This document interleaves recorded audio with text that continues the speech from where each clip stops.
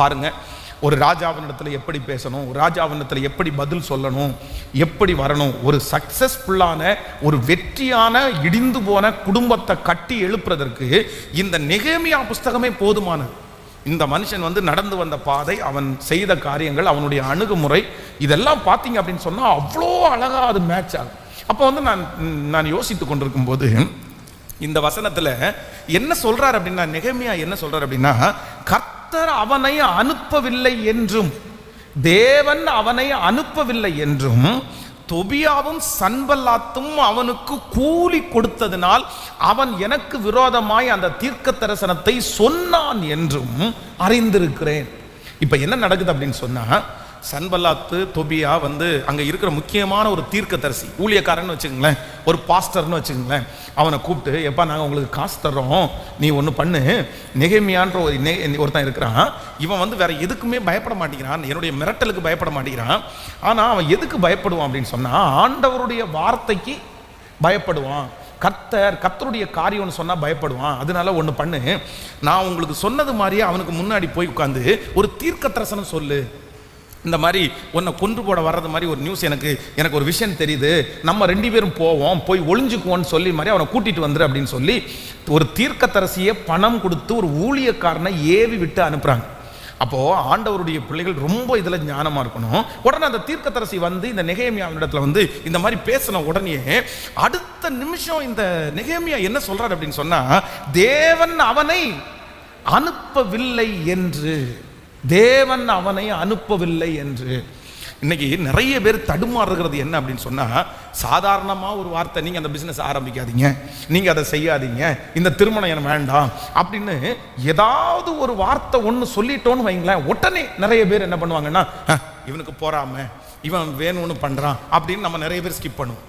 ஆனா யாராவது ஒருத்தர் கண்ணை மூடி இந்த மாதிரி நான் ஒரு காட்சியை பார்க்கிறேன், நான் ஒரு தீர்க்க தரிசனமா சொல்றேன், ஆண்டவர் என்ன அனுப்பி விட்டாரு, தேவன் உன்னோடு பேசுகிறார், கர்த்தருடைய வார்த்தை உனக்கு நேராய் வருகிறது, இப்படி ஸ்பிரிச்சுவலா கடவுளுடைய வார்த்தையோடு கூட பைபிளை தூக்கிட்டு, இல்லை நான் சொப்பனம் பார்த்தேன், இல்லை நான் தரிசனம் பார்த்தேன் அப்படின்னு சொன்ன உடனே இது உண்மையிலே தேவன் பேசினதா, இது உண்மையிலேயே அவனுடைய ஐடியாவில் வந்துச்சா, இந்த மனுஷன் இப்படி பேசுறதுக்கு என்ன காரணம், இவர் உண்மையிலேயே ஆண்டவர் காமிச்சு தான் சொல்றாரா, இல்ல ஆண்டவர் அப்படி காமிப்பாரா அப்படின்னு யோசிக்க கூட செய்யாம நிறைய ஆண்டவருடைய பிள்ளைகள் செய்கிற தவறு என்ன அப்படின்னா, அவங்க சொன்ன அடுத்த நிமிஷத்துல என்ன பண்ணுவாங்க அப்படின்னு சொன்னா, எஸ் கரெக்ட், கர்த்தர் தான் பேசுறாரோ, இந்த வீடை மாத்தணுமோ, கர்த்தர் தான் பேசுறாரோ, இவங்களை கழட்டி விடணுமோ, கர்த்தர் தான் பேசுறாரோ, இந்த இடத்துக்கு போகக்கூடாதோ, யாராவது ஒருத்தர் கண்ணை மூடிட்டு கர்த்தர் பேசுகிறார் அப்படின்னு சொல்லும்போது ஒரு தேவனுடைய பிள்ளைக்கு என்ன ஞானம் வேணும் அப்படின்னு சொன்னா, தேவன் இவனை அனுப்பினாரா? ஆமேன் சொல்லுங்கள், சத்தமா சொல்லுங்க. தேவன் இவனை, நான் உங்களுக்கு சொல்லியிருக்கிறேன், கோயம்புத்தூர் பட்டணத்திலே பல ஆண்டுகளுக்கு முன்பாக ஒரு பெரிய ஒரு தேவனுடைய மனிதன் ஊழியம் செய்தார். அப்போ அவர் ஊழியம் செய்த நாட்களிலே அவருடைய பேட்டர்ன் என்ன அப்படின்னு சொன்னால், அவருடைய யோசனை என்னன்னு சொன்னால், எல்லாரும் 24 மணி நேரமும் சர்ச்சுக்குள்ளேயே இருக்கணும் அப்படின்னு அவருக்கு ஆசை. அவங்க எல்லாரையும் கூட்டிகிட்டு போய் ஊழியம் செய்யணும்னு ஆசை. அதனால் ஈவினிங் ப்ரேயருக்கு நிறைய பேர் வர்றவங்க எல்லாருமே டீச்சர்ஸ், கவர்மெண்ட் டீச்சர்ஸ்.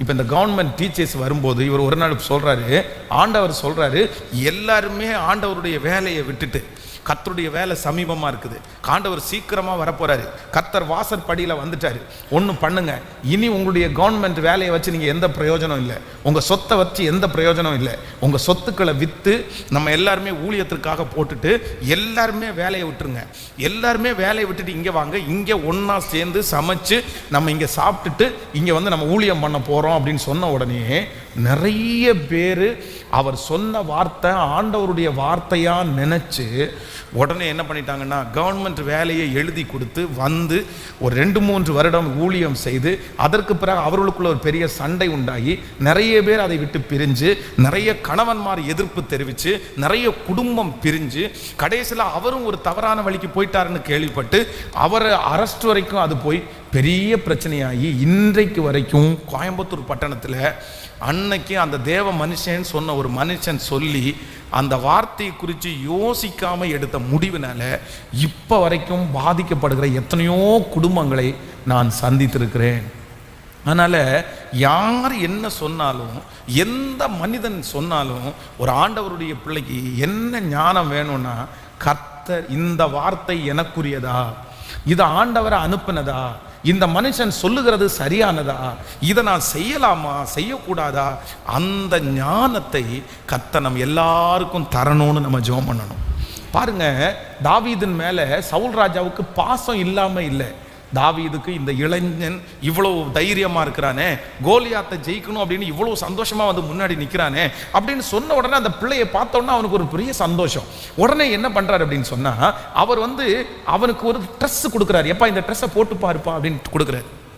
ஆனால் தாவீது அந்த இடத்துல என் மேல பாசம் வச்சு தான் செய்யறாங்க, என் மேல விருப்பம் வச்சு தான் செய்யறாங்க, ஆனா இது என்ன இல்லை அப்படின்னு சொன்னா, இது கர்த்தருக்கு சித்தமானது அல்ல, இது எனக்குரியது அல்ல, இந்த ட்ரெஸ்ஸை நான் போட்டுட்டு போனேன்னா நான் சிக்கிக்குவேன், இது போட்டேன்னு சொன்னால் என்னால் சரியாக நடக்க முடியாது.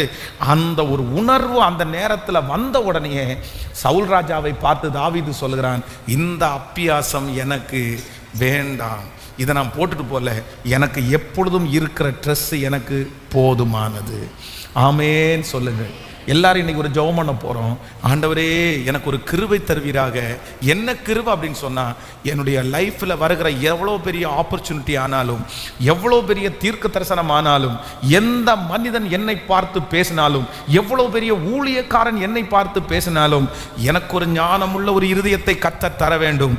என்ன இருதயம் என்றால், எனக்கு நேராக வருகிற வார்த்தை அது என்னுடையதா என்று நான் கணிக்கக்கூடிய அந்த பவரை கர்த்தர் இப்பொழுது நெகேமியாவுக்கு கொடுத்திருப்பாரே, ஆனால் எனக்கும் என்னுடைய பிள்ளைகளுக்கும் கர்த்தர் தருவதற்கு கர்த்தர் வல்லவராயிருக்கிறார். கைகளை உயர்த்தி எல்லாரும் ஜெபம் பண்ண வேண்டிய ஜெபம். ஆண்டவரே, இதுவரைக்கும் எத்தனையோ நீங்க இழந்திருப்பீங்க பாஸ்டர், நீங்க சொல்லுகிறது எல்லாம் உண்மையானது, நீங்க சொல்லுகிறது எல்லாம் உண்மையானது.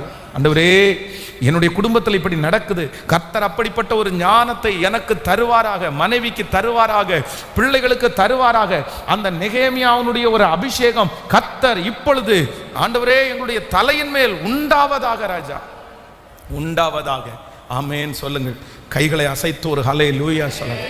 கடந்த சில ஆண்டுகளுக்கு முன்னாடி பார்த்தீங்க அப்படின்னு சொன்னால், 70,000 ரூபாய் மாதம் சம்பாதிக்கிற ஒரு தாயார், 70,000 70,000 ரூபாய் மாதம் அவர்களுக்கு வருமானம். சொந்த வீடு, சின்ன வீடு தான், சொந்த வீடு வச்சிருக்கிறாங்க. ஒரே பையன், ஒரு கணவனாரும் சின்ன ஒரு வேலைக்கு போய் அவர் ஒரு 20,000 ரூபாய் சம்பாதிக்கிறாரு. அப்போது ஏறக்குறைய அவருடைய வீட்டில் இருக்கிற ஒரு மாதத்தினுடைய வருமானத்தை பார்த்தீங்க அப்படின்னு சொன்னால் 1,00,000 ரூபாய் வருமானம். ஆனால் அந்த 1,00,000 ரூபாய் வருமானம் பெற்ற அந்த வீட்டுக்குள்ளே காலடி எடுத்து வச்சா ஒரு சாதாரணமான ஒரு 3,000 ரூபாய் 4,000 ரூபாய் சம்பாதிக்கிறாங்க பாருங்க ஒரு வீடு. அவ்வளோதான், 4,000 ருபீஸ் தான் அந்த வீட்டில் சம்பாத்தியம். அந்த வீட்டுக்குள்ளே நுழைஞ்சா அந்த வீடு கூட ஓரளவு நல்லா இருக்கும். அந்த வீட்டில் கூட ஒரு 2 டம்ளர் இருக்கும், அந்த வீட்டில் கூட ஒரு குக்கர் இருக்கும், அந்த வீட்டில் ஒரு ஸ்டவ் இருக்கும். ஆனால் இந்த 1,00,000 ரூபாய் சம்பாதிக்கிற அந்த வீட்டுக்குள்ளே போய் பார்த்தா ஒன்றுமே இல்லை. ஆண்டவருடைய பிள்ளைகளே, எதுவுமே இல்லை. அப்படியே அந்த வீடு பார்த்தீங்க அப்படின்னா பாலடைஞ்சது மாதிரி இருக்குது, இருளடைஞ்சது மாதிரி இருக்குது. அந்த வீட்டில் வந்து ஒரு டம்ளர் தண்ணி கொடுக்கறதுக்காக அந்த அம்மா வந்து டம்ளரை தேடுது. ஒரு டம்ளர் கூட சுத்தமான டம்ளராக இல்லை. அதுக்கப்புறம் ஒரு சில்வர் டம்ளரை போய் கழுவி கொண்டு வர்றாங்க. எனக்கு ஆச்சரியமாக இருந்துச்சு.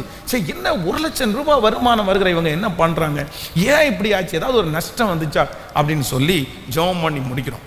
ஜெபம் பண்ணி முடித்த உடனே அந்த தாயார் என்ன பண்ணுறாங்க அப்படின்னு சொன்னால், ஒரு 3,000 ரூபாய், அந்த 3,000 ரூபாய் எடுத்து என் கையில் கொண்டு வந்து என்ன சொல்கிறாங்கன்னு சொன்னால், பாஸ்டர் மாலா அப்படின்ற ஒருத்தரை கர்த்தர் எனக்கு கண்ணில் காமிக்கிறாரு. யாரை? கிட்டத்தட்ட ஒரு 15 நாட்களாக என்னுடைய கண்ணுக்கு முன்னாடி மாலா மாலா மாலான்னு ஒருத்தர் வந்துட்டே இருக்கிறாங்க. அப்போ அந்த மாலாவை 15 நாளாக தேடிட்டு இருக்கேன். அந்த மாலாவை 15 நாளாக காணலை. யாரும் அந்த மாலான்ற பேரில் என்னிடம் வந்து வரலை. இப்போ பாருங்கள், இந்த 3,000 ரூபா உங்கள் கையில் கொடுக்குறேன், நீங்கள் ஒன்று பண்ணுங்கள், உங்களை தேடி ஏதாவது ஒரு மாலா வருவா. அந்த மாலா கையில் நீங்கள் என்ன பண்ணணும்? இல்லை, நீங்கள் சிரிக்கிறீங்க, சீரியஸாக சொல்கிறேன். அந்த மாலா உங்களை தேடி வரும்போது இந்த 3,000 ரூபாய் அவங்களுக்கான பணம், இது அவங்களுக்கு கர்த்தர் காமிச்ச பணம், இது அவங்களுக்கு கொடுக்கணும்னு கர்த்தர் கொடுத்துருக்கிற பணம். அதனால அவங்க கையில் நீங்கள் ஒப்படைச்சிருங்க பாஸ்டர் அப்படின்னு. உடனே நான் நினச்சிட்டேன், ஓ இந்த அம்மாவுக்கு மாலாமும் சுப்பிரமணியம், இந்த அம்மாவுக்கு டேவிட்டும் கர்த்தர் காமிக்கிறதுனால தான் இந்த வீடு என்னவா இருக்குது, இப்படி இருக்குது. ஒரு 15 நாள் தாண்டி எந்த மாலாவும் எங்கிட்ட வரல. அப்போ நான் அவங்களுக்கு ஃபோன் பண்ணி சொன்னேன், அம்மா நீங்கள் சொல்கிற மாதிரி ஒரு மாலாவும் எங்கிட்ட வரல. ஒரு தம்பியை அனுப்பி நான் காசை கொடுத்து அனுப்பிடுறேன், நீங்கள் வச்சுக்கோங்க, உங்களை தேடி அந்த மாலா வந்தால் கொடுத்துருங்க அப்படின்னு சொல்லி. அப்போது ரொம்ப ஜாக்கிரதையான ஒரு விஷயம், ரொம்ப கவனமாக இருக்கணும் ஆண்டவருடைய பிள்ளைகள். அப்போ நான் குறையாய் அல்ல, குற்றமாய் இல்லை, நீங்கள் உங்களுக்கு ஆண்டவர் தேவன் என்கிற ஒரு பேரை யூஸ் பண்ணாலே நிறைய பேருக்கு உடனே என்ன ஆகுது அப்படின்னு சொன்னால், உடனே அவ்வளோதான், தேவன்ற பேர் யூஸ் பண்ணா போதும், கர்த்தர்ன்ற பேர் யூஸ் பண்ணா போதும். கர்த்தர் உன்னை இப்படி சொல்லுகிறார், கர்த்தர் உன்னை இப்படி செய்கிறார், கர்த்தர் இதை உன்னை நடத்துகிறார். எஸ் ஆமே அப்படின்னு இல்லை, கர்த்தர் பேசுகிறார் என்று அவங்க சொன்னாலும் பேசுகிற நபர் யார், பேசுகிற நபர் சரியானதா, அது உண்மையிலே கர்த்தர் அனுப்பி இருக்கிறாரா, இது கர்த்தருடைய வார்த்தை தானா, அப்படி என்று கேட்கிற ஞானத்தை நீங்கள் பெற்றுக்கொண்டால் இந்த மனுஷனை மாதிரி உங்களுக்கு தீமைகளுக்கு நீங்கள் தப்புவித்து கொள்ள முடியும். இதை நீங்கள் சீரியஸ் இல்லாமல் எடுத்துக்காதீங்க, ரொம்ப ஞானமாக நீங்கள் எடுத்துக்கொள்ளுங்கள். ஆண்டவர் என்ன 40 நாள் உபவாசம் இருக்க சொன்னார், ஆண்டவர் என்ன 20 நாள் உபவாசம் இருக்க சொன்னார், ஆண்டவர் என்ன வீட்டை விட்டு கொஞ்சம் தனியாக இருக்க சொன்னார், ஆண்டவர் என்னுடைய கணவனார் பக்கத்தில் போகக்கூடாது, என் மனைவி பக்கத்தில் போகக்கூடாதுன்னு சொன்னார், ஆண்டவர் வந்து என்னை 15 நாள் பல்லே வளர்க்கக்கூடாது அப்படின்னு சொன்னார். இல்லை, உண்மையிலே சொல்கிறேன், இதெல்லாம் ஃப்ளோவில் சொல்கிறேன்னு நினைக்காதீங்க. உண்மையிலேயே நிறைய பேர் சொல்லுகிற அந்த வார்த்தைகள் பார்த்தீங்க அப்படின்னா, ஆண்டவர் அப்படின்ற ஒரு பேரை வச்சுட்டு என்னென்னமோ ஆண்டவர் இதை கொடுக்க சொன்னார், ஆண்டவர் இதை பண்ண சொன்னார், ஆண்டவர் இதை வித்திர சொன்னார், எத்தனை வார்த்தைகள் ஆண்டவர் இதை காமிச்சாரு. இல்லை, ஒரு நாளும் ஆண்டவருடைய பிள்ளைகள் இந்த மாதிரி ஒரு வார்த்தை வரும்போது, ஆண்டவரே நீர் பேசினதா என்கிற ஒரு ஞானத்தை எனக்கு நீர் தருவீராக. அல்லேலூயா. நீங்கள் நம்ப மாட்டீங்க, கல்யாணம் ஆகிறதுக்கு முன்னாடி காணிக்கை பெட்டியை ஒரு நாள் திறந்து பார்த்தா, நிறைய நேரங்களிலே ஜபக்குறிப்பை பெட்டிக்குள்ளே எழுதி போடுறது வழக்கம். அப்போ நான் ஒரு லெட்டரை எடுத்து உள்ளே படித்து பார்த்தா என்ன இருந்துச்சு தெரியுமா, அதில் ஒரு பெரிய தரிசனம் இருந்துச்சு. ஒரு வாலிப பெண் ஒரு தரிசனத்தை எழுதியிருந்தா. என்னன்னா, நான் ஒரு பெரிய வயல்வெளியில் நின்றுட்டுருக்கிறேன், அந்த வயல்வெளியில் பார்த்தீங்க அப்படின்னா கதிர் அப்படியே விளைஞ்சு நிற்கிது, என் கையில் ஒரு அருவா ஒன்று கொடுத்துருக்குது. அப்போ நான் நினைக்கிறேன், என் கூட இன்னொருத்தர் இருந்தால் இந்த நெல் கதிரெல்லாம் சீக்கிரமாக வெட்டி இதை ஆலையில் சேர்க்கலாமேன்னு நினச்சேன். ஆனால் யாருமே இல்லை.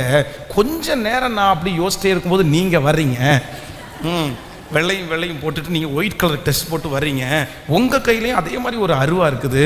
உடனே நீங்கள் என்ன பார்த்து சொல்கிறீங்க, நம்ம 2 பேரும் சேர்ந்து அறுத்துட்டோம் அப்படின்னு சொன்னால் சீக்கிரமாக இதை ஆலையில் சேர்த்துடலாம் அப்படின்னு சொல்லி நீங்களும் என் கூட சேர்ந்தே என்ன பண்ணுறீங்க, நிஜமா நீங்களும் அறுக்குறீங்க. அப்படி ஒரு சொப்பனத்தை பார்த்து டக்குன்னு முழிச்சிட்டேன், இதுக்கு அர்த்தம் என்னன்னு தெரியுமா, எனக்கு இதுக்கு அர்த்தம் கொஞ்சம் சொல்லுவீங்களா அப்படின்னு. அப்போது இது என்ன அர்த்தத்தில் அவங்க எழுதுறாங்க நமக்கு தெரியாதா அப்படின்னா, நம்ம 2 பேரும் எங்கே நிற்கிறோம் அப்படின்னா, சிம்பாலிக்காக என்ன கல்யாணம் பண்ணுறதுக்கு ஆண்டவர் உங்களை என்ன பண்ணுறாரு, காமிக்கிறாரு. நம்ம 2 பேரும் சேர்ந்து ஊழியம் பண்ணணுன்னா பெரிய ஒரு அறுவடையே பண்ணலான்னு இல்லை, தப்பு அப்படின்னா தவறாக நான் சொல்லலை. ஒரு ஊழியக்காரனை கல்யாணம் பண்ணணும், நல்லா செட்டில் ஆகணும் அப்படின்னு மனசில் நினைக்கிறதா ஒன்றும் நான் வருத்தது, எல்லாருடைய இருதயத்துலையும் எல்லாரும் செட்டில் ஆகணும்னு நினைக்கலாம். இப்போ அப்படியா கர்த்தர் காமிச்சாரா, ஆண்டவர் காமிச்சா அப்படி கரெக்டாக தான் இருக்கும், என்ன பண்ணலாம். அப்போது நீயும் நானும் ஒரு பெரிய தோட்டத்தில் நிற்கிறோமா அப்படின்னா, தோட்டம்ன்றது சபை, நம்ம கல்யாணம் பண்ண போகிறோம், நம்ம 2 பேரும் ஒன்றா ஊழியம் செய்ய போகிறோம் அப்படின்னு நம்ம சொல்லிட முடியாதுல்ல.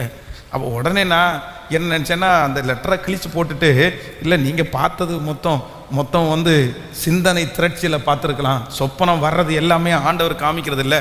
சில சொப்பனம் எப்படி வரும் அப்படின்னு சொன்னால், நைட்டு ஃபுல்லுக்க யோசிச்சே படுத்திருந்தா அப்படி தான் வரும், அதனால் அப்படி தவறுதலாக ஏதாவது வந்திருக்கும் அப்படின்னு அப்படி ஜோம் பண்ணி அனுப்பியாச்சுன்னு வைங்களேன். அப்போது ஆண்டவருடைய பிள்ளைகளே, இதே போல சொப்பனத்தை காமிச்சார் ஆண்டவர், அதனால நாங்கள் 2 பேரும் கல்யாணம் பண்ணிக்கிட்டோம்னு சொன்ன சிலரை நான் சந்தித்திருக்கிறேன். அப்போது ஆண்டவரிடத்தில் கேட்கணும், ஆண்டவரே தேவன் என்று சொல்லி வருகிற அந்த ஜனங்கள் மத்தியிலே கர்த்தர் சொன்னாரா அப்படி என்று ஒரு கேள்வி கேட்கிறதற்கு எங்களுக்கு ஞானத்தை, இது ரொம்ப டேஞ்சர். கவனிங்க, ஒரு சின்ன தீர்க்கதரிசி வேதத்தில் சொல்லப்பட்டிருக்குது இளம் தீர்க்கதரிசி.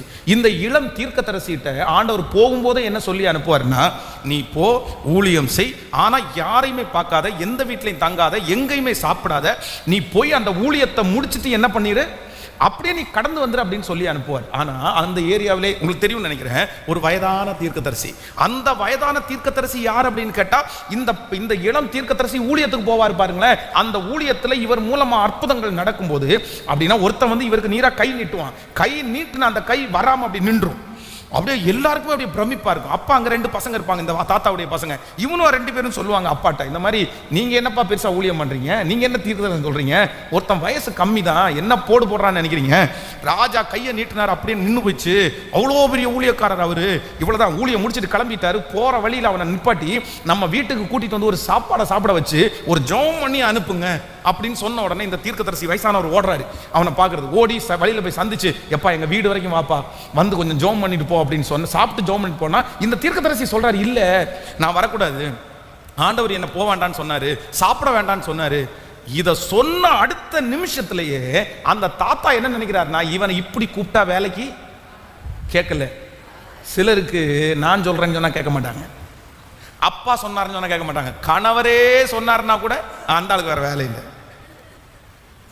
யார் சொன்னாலும் என்ன பண்ண மாட்டாங்க, கேட்க மாட்டாங்க. ஆனா கண்ணை மூடிட்டு கர்த்தர் பேசுகிறார், ஆண்டவர் சொல்லுகிறார். இப்ப இந்த வயதான தீர்க்கதரிசி எதை அழகா சொல்லிட்டாருன்னு சொன்னா, இவனை இப்படி கூப்பிட்டா வரமாட்டான்.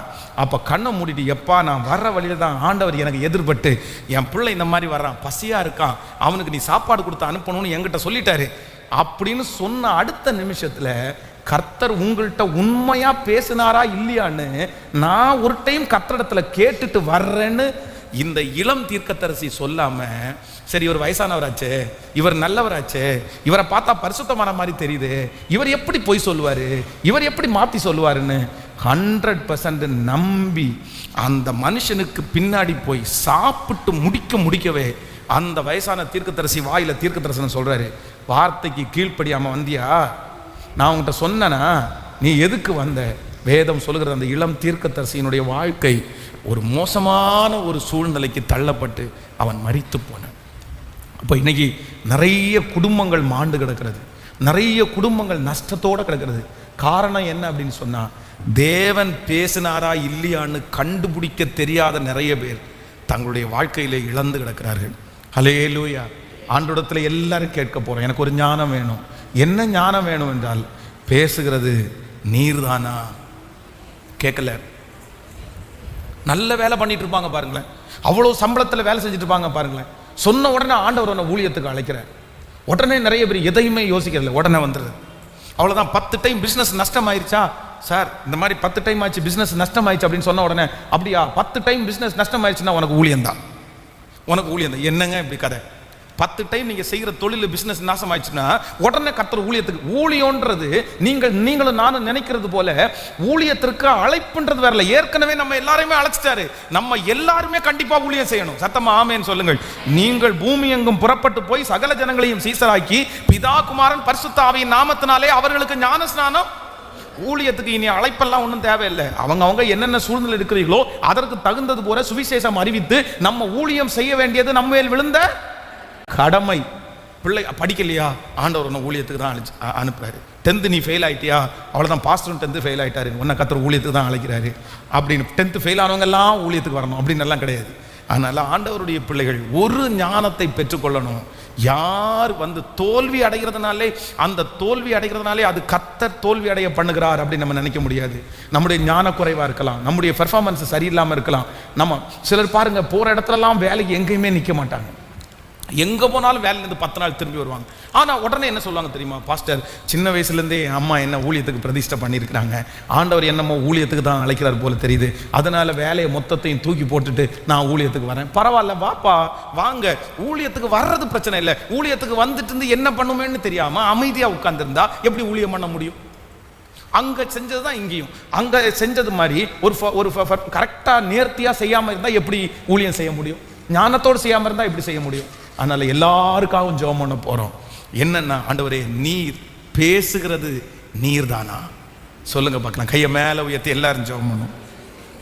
பேசுகிறது நீர்தானா என்கிற ஒரு அறிவை எங்களுக்கு இப்பொழுது அதை அடையாளம் கண்டுகொள்ளக்கூடிய ஒரு கிருபையை கர்த்தர் இப்பொழுது எங்களுக்கு தருவீராக. முழு பலத்தோட கர்த்தரிடத்துல கேளுங்க, ஆண்டவரே இந்த ஜெபத்துல இருக்கிற எங்க ஒவ்வொருத்தருக்கும் அந்த ஞானத்தை கொடுப்பீராக ராஜா.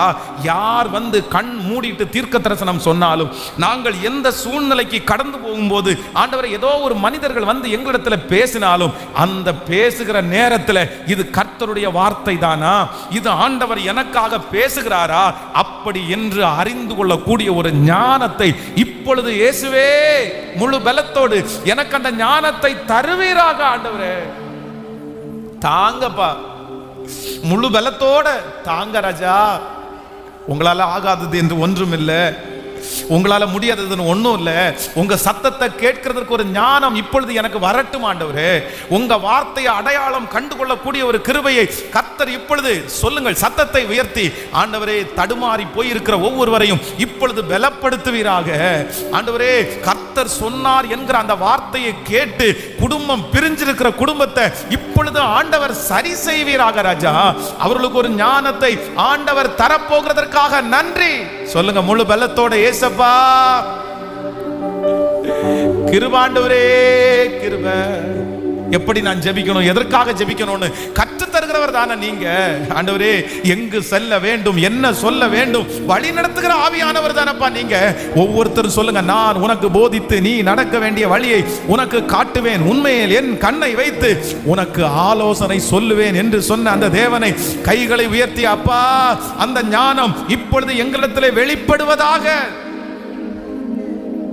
எங்களுக்கு வருகிற எல்லா வார்த்தைகளையும் நீங்க பேசுகிறதான்னு கண்டுபிடிக்கக்கூடிய ஒரு ஞானம் நெகேமியாவுக்கு இருந்தது போல இப்பொழுது இந்த ஃபாஸ்டிங் பிரேயர்ல இருக்கிற ஒவ்வொரு பிள்ளைகளுக்கும் சூழ்நிலைகள் எங்களுக்கு விரோதமாய் வரும்போது அதை கண்டுபிடிக்கக்கூடிய ஒரு ஞானத்தை கர்த்தர் தருவீராக ஆண்டவரே.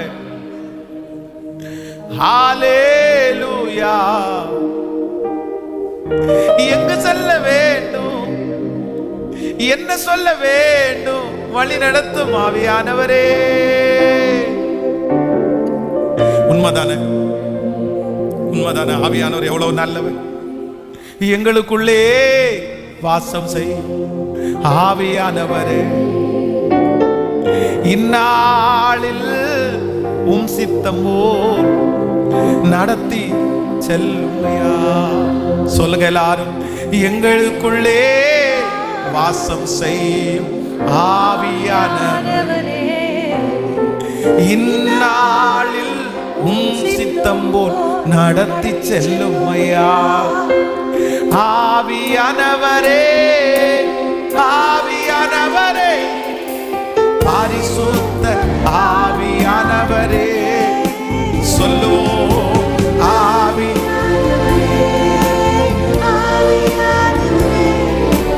பரிசுத்த ஆவியானவர்.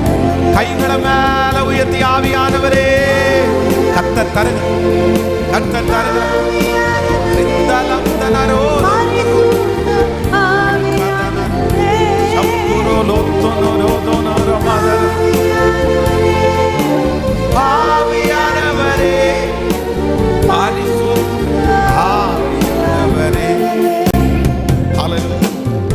ஆமென்.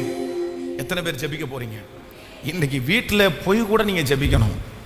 தேவதூதன் வந்து பேசினால் கூட அது கர்த்தருடைய வார்த்தையா என்று நீங்க என்ன பண்ணணும்னா, பைபிள்ல ஆண்டவர் இதுக்கு நிறைய உதாரணங்களை வச்சிருக்கிறாரு, நிறைய திருஷ்டாந்தரங்களை கர்த்தர் வச்சிருக்கிறார். என்ன அப்படின்னு சொன்னா, உங்ககிட்ட பேசுகிற வார்த்தை கர்த்தருடையது தானா என்று அறிகிற அறிவை ஆண்டவர் நமக்கு எல்லாருக்கும் தரணும். யாராவது ஒருத்தர் வீட்டில் வந்து காலடி எடுத்து வச்சு இப்படிதான் ஆண்டவர் பேசுறாரு அப்படின்னு சொன்ன உடனே கேட்ட முடியாது. நம்முடைய இந்த திருச்சபையினுடைய இடம் வாங்குவதற்காக பல நாட்கள் முயற்சி எடுத்துக்கொண்டிருக்கும் போது ஒரு விஷயம் வந்து ஒரு ஊழியக்காரன் இடத்துல கேட்டார், பாஸ்டர் என்னாச்சு, அந்த வீட்டை அந்த இடத்த வந்து என்ன பண்ணீங்க, எப்படி போயிட்டுருக்கு அப்படின்னு கேட்டார். அப்போ நான் வந்து சொன்னேன், பாஸ்டர் இன்னும் ஸ்டார்ட் பண்ணவே முடியல, இந்த மாதிரி இவ்வளோ பணம் நமக்கு லோன் தேவைப்படும் அப்படின்னு சொன்னேன். சொன்ன அடுத்த நிமிஷத்தில் அவர் என் மேலே ரொம்ப அனுபவிச்சிருக்கிறார், ரொம்ப நேசமான ஒரு ஊழியக்காரர். பாஸ்டர் நானும் இந்த மாதிரி தான் கஷ்டப்பட்டேன், பட் எனக்கு ஒரு பேங்க் ரொம்ப ஹெல்ப் பண்ணிருச்சு, ரொம்ப உதவி செஞ்சாங்க. இந்த மாதிரி காசு இவ்வளோ கட்டினேன், இடையில கட்ட முடியல, அதுக்கப்புறம் துரத்த வேண்டிய சூழ்நிலை வந்துச்சு, நாங்கள் ஜெபம் பண்ணோம், ஆண்டவர் திரும்பவும் கட்ட வச்சாருன்னு அவங்க சாட்சியை சொல்லி முடிச்சுட்டு இப்போ என்ன இம்மிடியேட்டாக இப்போவே நான் உங்களுக்கு ரெடி பண்ணுறேன்னு சொல்லி உடனே அவங்க ஃபோன்லேருந்து ஃபோன் பண்ணாங்க. ஃபோன் பண்ணி இந்த மாதிரி எனக்கு தெரிஞ்ச தம்பி, நீங்கள் கண்டிப்பாக ஹெல்ப் பண்ணணும், நீங்கள் எப்படியாவது ஒரு லோனை வாங்கி கொடுத்து நீங்கள் அந்த இடத்த வந்து அவனுக்கு இது பண்ணி கொடுங்க மாசமான அப்படின்னு சொல்லி சொன்ன அடுத்த நிமிஷத்தில் அந்த பிரதர் வந்து ஐயோ ஐயா சொல்லிட்டாரு, நான் கண்டிப்பாக கேட்கணும்னு சொல்லி அவருக்கு எவ்வளோ கடன் வாங்குறீங்க, எவ்வளோ உங்களுக்கு வட்டி வரும், எவ்வளோ மாதம் கட்ட வேண்டியது இருக்கும் அப்படின்னு ஒரு லிஸ்ட்டை போட்டு உடனே அனுப்பிட்டார். பாஸ்டர் ஒரு 3 டேஸில் நான் வந்து ஒர்க் அவுட் பண்ணுறேன், எப்படியும் ஒரு 1.5 மாதத்துக்குள்ளே நம்ம வந்து முடிச்சிடலாம் அப்படின்னு அவர் சொல்கிறாரு. இப்போ வந்து என்னுடைய மனசில் வந்து 2 விதமாக ஓடுது. ஒன்று என்ன ஓடுது அப்படின்னு சொன்னால், இது கர்த்தரா உண்டு பண்ணுன வழியா, சரி ஆண்டவர் நம்மளை இவ்வளோ நாள் ஜெபம் பண்ணதுனால ஒருத்தரை அனுப்பி கஷ்டமே இல்லாமல் நமக்கு வருதோ அப்படின்னு. இன்னொரு மனசு சொல்லுது, இல்லை நமக்கு ஏதோ வந்து ஆண்டவரே நமக்கு தருவார், ஒரு கை மாத்தா இப்போ வச்சுக்கோங்க நீங்கள் கொடுத்துருங்க அப்படின்னு சொன்னால் கூட பரவாயில்ல, நம்ம வந்து மாதம் வட்டியே வந்து இவ்வளோ அமௌண்ட் நம்ம எப்படி கட்டுவோம், வட்டி கட்டுனானா அந்த டியூவை எப்படி நம்ம கட்டுவோம், எத்தனை வருஷம் நம்ம கடன்காரங்களாக இருக்கணும் அப்படின்னு 2 விதமாய் மனசு அப்படியே யோசிச்சிட்டே இருக்குது. அப்போ போய் தேவ சமூகத்தில் உட்கார்ந்து, ஆண்டவரே நான் என்ன பண்ணணும் என்ன செய்யணும்னு எனக்கு தெரில, இதை எப்படி டிசைட் பண்ணணும்னு தெரில. அப்போ வந்து ஆண்டவர் என்னுடைய மனதில் தெளிவாய் ஒரு எண்ணத்தை கொடுத்தார். என்ன எண்ணத்தை கொடுத்தார் அப்படின்னு சொன்னால், இல்லை பெரிய அளவில் நீ போய் என்ன பண்ணிடாதேன்னா இந்த வட்டின்றதில் போய் நீ சிக்கிறாத, வேண்டாம் நீ வெயிட் பண்ணு. ஸோ அதுக்கு கட்ட முடியாமல் நிம்மதி போய் ஜெபம் பண்ண முடியாமல் ஊழியமே செய்ய முடியாமல் அந்த அளவுக்கு டிஸ்டர்பன்ஸ் ஆக முடியாது, ஆண்டவரே திறப்பார், அது வரைக்கும் காத்திருப்போம், இது வரைக்கும் காத்திருந்தோம்ல அப்படின்னு சொல்கிற ஒரு சந்தோஷம் வந்துச்சு. உடனே அந்த நபருக்கு ஃபோன் பண்ணி, ஐயா இப்போதைக்கு அதை யோசிக்க வேண்டாம்னு நினைக்கிறேன், அவ்வளோ வட்டியை வந்து மந்த்லி கட்ட முடியாது அப்படின்னு சொன்ன உடனே அடுத்த முனையிலேருந்து அவர் என்ன சொன்னார் தெரியுமா? என்ன சொன்னார்னா, ஏன் பாஸ்டர் இவ்வளோ பெரிய ஆப்பர்ச்சுனிட்டி வந்திருக்குது, யாருக்குமே வராது, நீங்கள் என்ன இதை இவ்வளோ அசால்ட்டாக எடுத்துருக்கிறீங்க, இன்னொருத்தர் வந்து உங்களுக்கு சொன்னதுனால உங்களுக்கு விளையாட்டாக தெரியுது, இது எவ்வளோ பெரிய விஷயம் தெரியுமா, இந்த அமௌண்ட்டை லோனில் உங்களுக்கு ப்ராசஸ் பண்ணோன்னா எவ்வளோ பெரிய விஷயம் தெரியுமா, இது சும்மா சாதாரண நினைக்காதீங்க, வந்து கேட்டவொன்னே எல்லாம் கொடுத்துட மாட்டாங்க, நாங்கள் இவ்வளோ ஒர்க் அவுட் பண்ணி நான் உங்களுக்கு இருக்கிறதுனால தான் இந்த காரியம் தராங்க, நான் இந்த மேனேஜர் போஸ்டிங்லேருந்து போச்சுன்னா இந்த இது உங்களுக்கு கண்டிப்பாக கிடைக்க வாய்ப்பு இல்லை அப்படின்னு சொன்னாங்க. சொன்ன உடனே, பிரதர் சாரி பிரதர், நான் அந்த மாதிரி செய்ய விரும்பலை, இப்போதைக்கு வேண்டாம் அப்படின்னு உடனே சரி அப்படின்னு சொல்லிட்டு ரொம்ப வெறுப்போட ஃபோனை கட் பண்ணார் அவர். ஏன்னா இவருக்கு இவ்வளோ தூரம் உதவி செஞ்சும் இந்த மனுஷனுக்கு இப்படிப்பட்ட உணர்வே இல்லாமல் இருக்குதுன்னு சொல்லி ரொம்ப மன வருத்தத்தோடு அவர் கட் பண்ணார். சரி, நான் ஒன்றும் பெருசாக எடுத்துக்கல, ஏன்னா நம்ம வந்து பலியை பார்க்கலும் கீழ்ப்படித்தல் தானே உத்தமம், ஆண்டவர் நம்முடைய மனசில் ஒரு சமாதானம் கொடுத்துருக்காரு, வேண்டாம் அப்படின்னு சொல்லிட்டு விட்டேன். ஆனால் இன்று இந்த பலிபீடத்தில் இந்த செய்தியை பிரசங்கம் பண்ணும்போது நான் நினைக்கிறேன், ஆண்டவர் எவ்வளோ நல்லவர், கர்த்தர் எவ்வளோ நல்லவர், கர்த்தர் எவ்வளோ நல்லவர், கர்த்தர் எவ்வளோ நல்லவர்.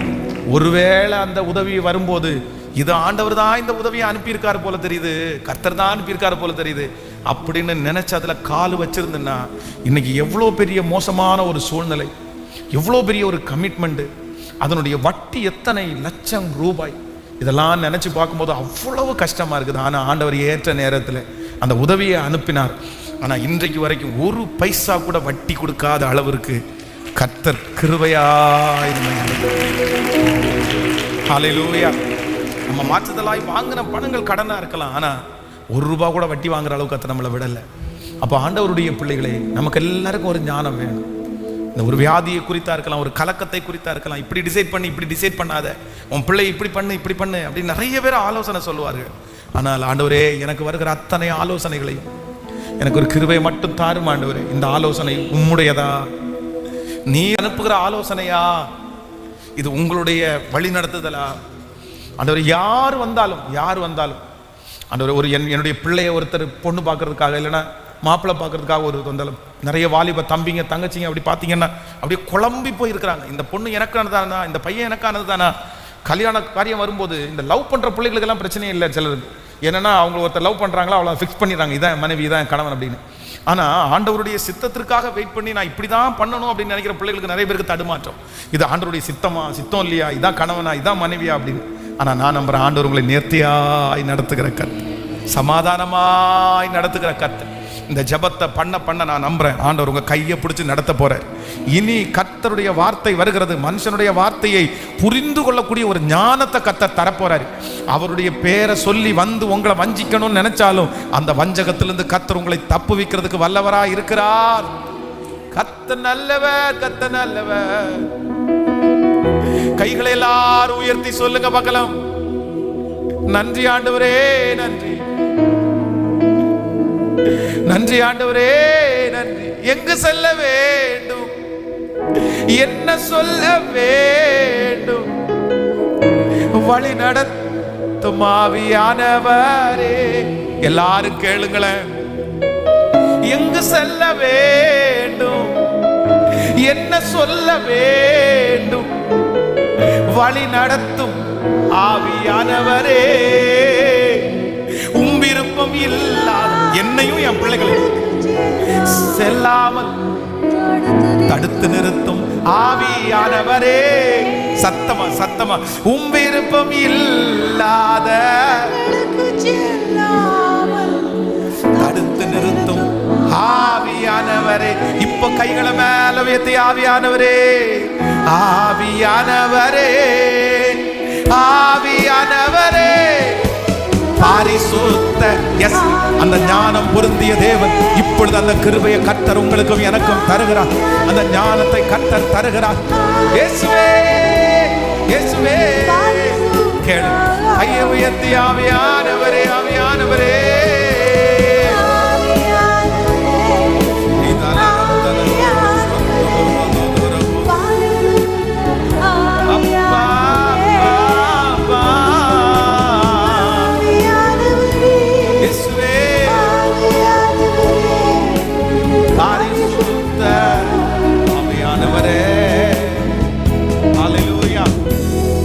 தீர்க்கதரிசனம் சொல்லுகிற பொய்யாய் நம்மை நடத்துகிறவங்க இன்னைக்கு கிடையாது, இன்னைக்கு கிடையாது, அப்பவே இருந்தாங்க. எப்போ தெரியுமா?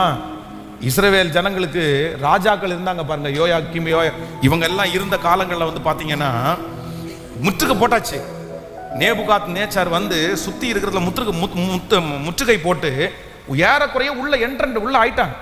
அப்போ இங்க இருக்கிற எரேமியா தீர்க்கதரிசி கத்துறாரு, எப்பா பொல்லாத பசங்களா, ஆண்டவர் உங்க மேல என்னவா இருக்கிறாரு? கர்த்தர் உங்க மேல ரொம்ப கோபமா இருக்கிறாரு. நீங்க பண்ணின அக்கிரம அநியாயம் எல்லாம் வானபரிந்து எட்டிருச்சு. மன்னிப்பு கேளுங்க, தரையில விழுங்க, ஒப்புரவாகுங்க, ஜெபம் பண்ணுங்கன்னு சொல்லுவாரு. உடனே அந்த ராஜாக்கள் அவனை பிடிச்சி எங்க போடுவாங்க அப்படின்னு சொன்னா, கிணத்துக்குள்ள போட்டுருவாங்க. தண்ணியில் அதை கிணத்துக்குள்ள போட்டுருவாங்க. நீ இருந்து சும்மா எங்களை சாவமா விடுற. அவன் வருவான், உன் கண்களை பிடுங்குவான், உன்னை கையினால கட்டி உன்னை கொண்டு போவான், உன் பிள்ளைகள் எல்லாம் இப்படி ஆயிரும். அப்படி சொன்ன உடனே ரொம்ப கோவம் வரும் உங்களுக்கு. மனம் திரும்புற என்ன வராது. இந்த தீர்க்கதரிசியின் மேல கோவம் வந்து அவனை தூக்கி பாழ்ந்த நேரத்தில் போடுவாங்க. ஆனா அங்கேயே ஒரு சில தீர்க்கதரிசிங்கன்னு ஒருத்தர் இருந்தாங்க. யார் தெரியுமா? இப்போ அவங்க என்ன நினைச்சுக்கிட்டாங்கன்னா, இந்த மைண்ட் செட்டை புரிஞ்சுக்கிட்டாங்க. என்ன சொன்னா இவங்க நம்மளை நல்லா வச்சுக்குவாங்க. இந்த ராஜாக்கள் தெரிஞ்ச உடனே கண்ணை மூடிட்டு, ஆண்டவர் உங்களுக்கு வெற்றியை தருகிறார், ஆண்டவர் உங்களுக்கு முன்னாடி போறாரு, நீ ஜெயிப்ப, நீ போராடு, நீ வெற்றி பெறு அப்படின்னு சொல்லி டயலாக்கா பேசுவாங்க. அவங்க வந்து ஒன்றும் பண்ண மாட்டாங்கன்னு சொல்றது இவங்களுக்கு ரொம்ப பிடிக்கும். உடனே அவங்க அந்த தீர்க்கதரிசி எல்லாம் தட்டி கொடுத்து எல்லாருக்கும் சோறு போடுங்கப்பா அப்படின்னுவாங்க. ஆனா வேதம் என்ன சொல்லுது அப்படின்னு சொன்னா, எரேமியா தீர்க்கதரிசி ஆண்டவருடைய பிள்ளை. அவங்க எல்லாரும் தங்களுடைய சொந்த வார்த்தைகளை இவர்களுக்காக பேசினவர்கள். ரொம்ப ஜாக்கிரதை. தீர்க்கதரிசியினுடைய வாயில என்ன ஆவி இருந்துச்சாமாமா? பொய்யின் ஆவி. சில நேரத்தில் ஆண்டவரே சில நேரத்தில் பொய்யின் ஆவிகளை கட்டளையிட்டு இருக்கிறார். அது உண்மை இல்லை, அது உண்மை இல்லை.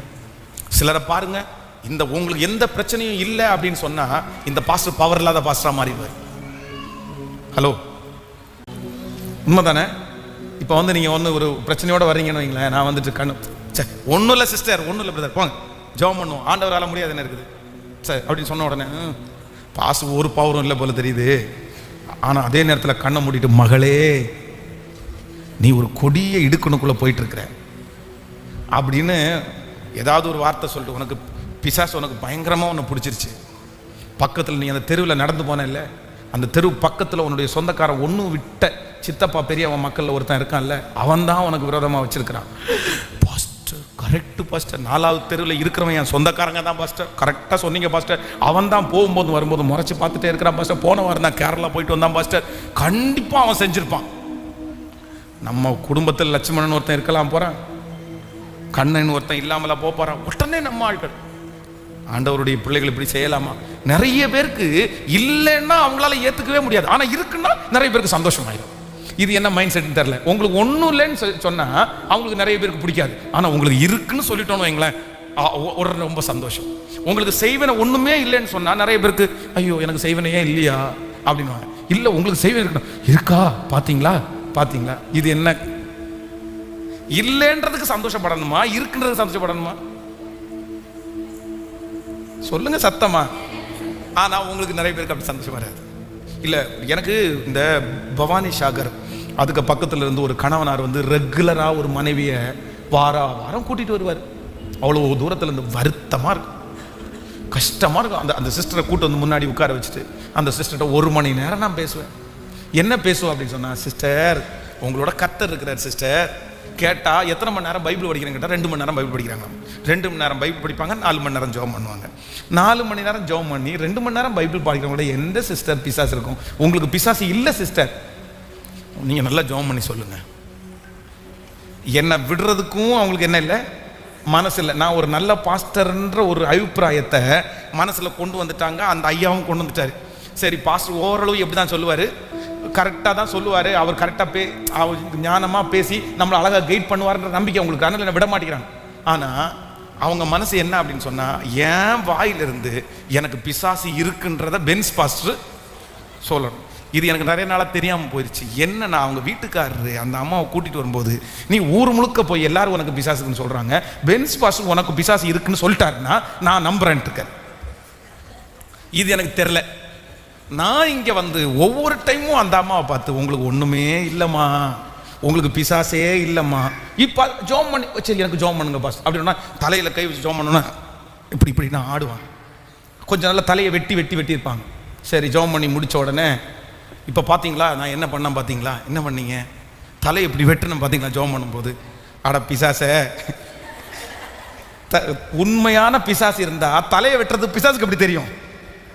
பிசாசு பிடிச்சிருக்கிற அந்த அம்மாவுக்கு என்ன நடந்துச்சுன்னு சில விஷயம் அது தீயில தள்ளுது, சில விஷயம் தண்ணீர தள்ளுது. நெருப்பு இருக்குது, நம்மளா இருந்தா நெருப்புக்கு பக்கத்துல என்ன பண்ண மாட்டோம், போக மாட்டோம். நெருப்பு நம்மளை சுடுன்னு தெரியும். தண்ணி இருந்தா தண்ணி பக்கத்துல நம்ம போக மாட்டோம். தண்ணி நமக்கு ஆபத்துன்னு தெரியும். அப்ப பிசாசு உள்ள இருக்கும்போது அது நெருப்புன்னு அவனுக்கு தெரியல, தண்ணின்னு அவனுக்கு. அதனால தான் நெருப்புல குதிக்கிற, அதனால தான் தண்ணியில கொடுப்பான். ஐயோ நீங்க சுயநினைவோட இருக்கிறன்றதுக்கு இதை விட வேற என்ன அடையாளம் வேணும்னு கேட்பேன். சரி உங்களுக்கு பிசாசுக்குன்னு யார் சொன்னான்னு கேட்டேன். யார் உங்களுக்கு பிசாசுக்குன்னு சொன்னா, இல்ல நானா இந்த அம்மாவா நினைச்சிட்டாங்களாம் பிசாசு இருக்குன்னு. ஏன் அப்படி நினைச்சீங்கன்னு கேட்டா, அவங்க வீட்டில இருந்து அவங்க சர்ச்சில் இருந்து வீட்டுக்கு போறதுக்குள்ள 5 கோயில் இருக்குமாமா. அந்த வீட்டுக்கு போறதுக்குள்ள இவங்க ஒரு ஃபாஸ்டிங் பிரேயர் முடிஞ்ச உடனே இயேசுவின் நாமத்தில் அந்த விக்கிரக ஆவிகளை கட்டுகிறேன், விக்கிரக ஆவிகளை கட்டுவேன் ஜெபம் பண்ணி இருக்கிறாங்க. ஜெபம் பண்ணி முடிச்ச உடனே பசங்க பண்ற பாஸ்டர் என்ன சொல்லியிருக்கிறாருன்னா, இந்த மாதிரி விக்கிரகங்களுக்காக எல்லாம் ஜெபம் பண்றவங்க கொஞ்சம் ஞானமா இருக்கணும், அவங்க கொஞ்சம் கவனமா இருக்கணும். இல்லைன்னா அந்த ஆவி நீங்க பலவீனமா இருந்தா உங்களை வந்து என்ன பண்ணிக்கும், பிடிச்சு கொண்டிருக்காரு. இவங்க என்ன பண்ணிட்டாங்கன்னா, ஜெபத்துக்கு வர்றதுக்கு முன்னாடி கணவனாரோட சண்டை போட்டு வந்திருக்கிறாங்க. இப்போ விக்கிரக ஆவிக்காக ஒருத்தர் ஜெபம் பண்ணுங்கன்னு சொல்லும்போது யார் ஜெபம் பண்ணா, இந்த சிஸ்டர் எழும்பி இயேசுவின் நாமத்தால கட்டுறேன் பயங்கரமா பவர்ஃபுல்லா ஜெபம் பண்ணிட்டாங்க. ஜெபம் பண்ணி முடிச்ச உடனே பிரசங்கம் வருது, விக்கிரக ஆவியை கட்டுறவன் எல்லாம் கொஞ்சம் ஜாக்கிரதையாக தான் கட்டணும், உனக்குள்ள பரிசுத்தம் இல்லைன்னா அந்த விக்கிரகம் உனக்குள்ளே வந்து உட்காந்துரும். இப்போ பிரசங்கம் முடிச்சுட்டு வீட்டுக்கு கிளம்பும் போது அந்த 5 கோயிலேருந்து ஒரு கோயிலை தாண்டின உடனே ஒரு சின்ன பயம், நம்ம இன்னைக்கு பரிசுத்தம் இல்லாமல் போய் ஜெபம் பண்ணிட்டோம், ஒருவேளை அந்த பிசாசு நம்மளை பிடிச்சிரும். 5வது கோயிலை தாண்டும் போது வேர்த்து விறுவிறுத்து படபடன்னு வந்து இவங்க அன்னைக்கு முடிவு பண்ணிட்டாங்க, எனக்கு என்ன பிடிச்சிருச்சு, உண்மையிலே ஆண்டவருடைய பிள்ளைகளை பரிதாபம். அவங்க 2 பிள்ளைகளும் வாலிப பிள்ளைங்க, அழகான பிள்ளைகள், நல்லா படிக்கிற பிள்ளைங்க. 2 பிள்ளைகளும் ஒழுங்கா படிக்க முடியல. கணவனார் அவ்வளோ வருத்தப்படுறாரு. ஏன் அவருக்கு நிம்மதியே இல்லை. ஒரு ஹோட்டல் ஆரம்பிச்சார், அந்த ஹோட்டலை நடத்த முடியல இவங்களால. இவங்க உடனே எனக்கு பயமா இருக்குங்க, கொஞ்சம் வீட்டுக்கு வாங்க, பயமா இருக்குங்க வீட்டுக்கு வாங்க. இப்படியே சூழ்நிலைகள் மாறி நானும் எவ்வளோ ஒரு 3 months கண்டினியூவாக இங்கே வந்தாங்க. ஆனால் அவங்கள ரெடி பண்ணவே முடியல. கடைசியில் அவங்களுடைய மனசு முழுக்க என்ன ஆச்சு அப்படின்னா, எனக்குள்ள பிசாசு இருக்குன்னே அவங்க முடிவு பண்ணிட்டாங்க. என்னால் நான் எவ்வளவு ட்ரை பண்ணியும் உங்களுக்குள்ள பிசாசு இல்லைன்ற அந்த காரியத்தை என்னால் என்ன பண்ண முடியல, கொண்டு அதை உலகத்தை ஒரு பழமொழி சொல்லுவாங்கல்ல, தூங்குறவங்களை எழுப்பிடலாம், தூங்குற மாதிரி நடிக்கிறவங்கள. பிசாசு இருந்தால் துரத்தி இல்லாம இல்லாத பிசாசை நம்ம எங்கே துரத்துறது, வர வச்சா துரத்த முடியும், புரியுது இல்லை? அவங்களுக்குள்ள பிசாசே இல்லை, நம்ம எப்படி துரத்த முடியும் சொல்லுங்க. அதனால இவங்களுக்குள்ள, அதனால இன்று வரைக்கும் ஒவ்வொரு சர்ச்சு, ஒவ்வொரு ஜபம், இங்கே ஒரு ஜப கூட்டம் நடத்தா உடனே போயிடுவாங்க, அங்கே ஒரு ஜப கூட்டம் நடத்தா அங்கே போயிடுவாங்க. ஆனால் இன்னைக்கு வரைக்கும் அவங்களுடைய பிசாசு அவங்களுக்குள்ள இல்லைன்ற ஒரு கான்ஃபிடென்ட் அவங்களுக்குள்ள வராததுனால அவங்க இன்னைக்கு வரைக்கும் சரியாகாமல், இப்போ லாஸ்ட்டாக வந்து கேள்விப்பட்டேன், மன அழுத்தமாகி மனநிலைமை தூக்கம் வராமல் இப்போ வந்து டேப்லெட் சாப்பிட்டுட்டு இருக்காங்க. இதுக்கு எல்லாத்துக்கும் காரணம் என்ன அப்படின்னு சொன்னால், ஒன்று ஆண்டவருடைய பிள்ளைகளை, யார் உங்களை வந்து கர்த்தரின் நாமத்தினால், இயேசுவின் நாமத்தினால், அதான் தேவன் அவனை அனுப்பவில்லை என்றும். நெகேமியாவு தலைமையில இருந்த அபிஷேகம் என்ன தெரியுமா? தனக்கு முன்னாடி வந்து நின்ன ஒரு மனுஷன் கண்ணை மூடிட்டு நம்ம 2 பேரும் தப்பித்து உயிர் பிழைப்போம், ஆண்டவர் நம்ம என்கிட்ட பேசினாரு, நீ வா அப்படின்னு கூப்பிட்றவன் ஊழியக்காரன், வான்னு கூப்பிட்றவன் தீர்க்கதரிசி. அப்படி கூப்பிடும்போது இவர் என்ன டிசைட் பண்றாருன்னா, என்னை கூப்பிடுகிற அந்த மனுஷன் ஆண்டவர் சொல்லி கூப்பிடல, தேவன் அவனை அனுப்பல, சன்பல்லாத்தும் தொபியாவும் அவனை அனுப்பியிருக்காங்கன்ற ஞானத்தை கற்றுக்கொண்டானாமா.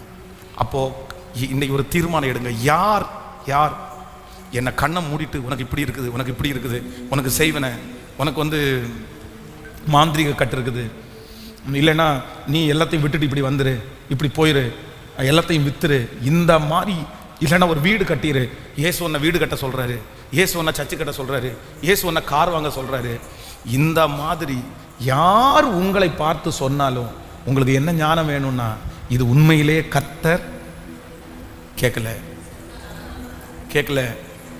இது உண்மையிலே கர்த்தர் சொன்னாரா?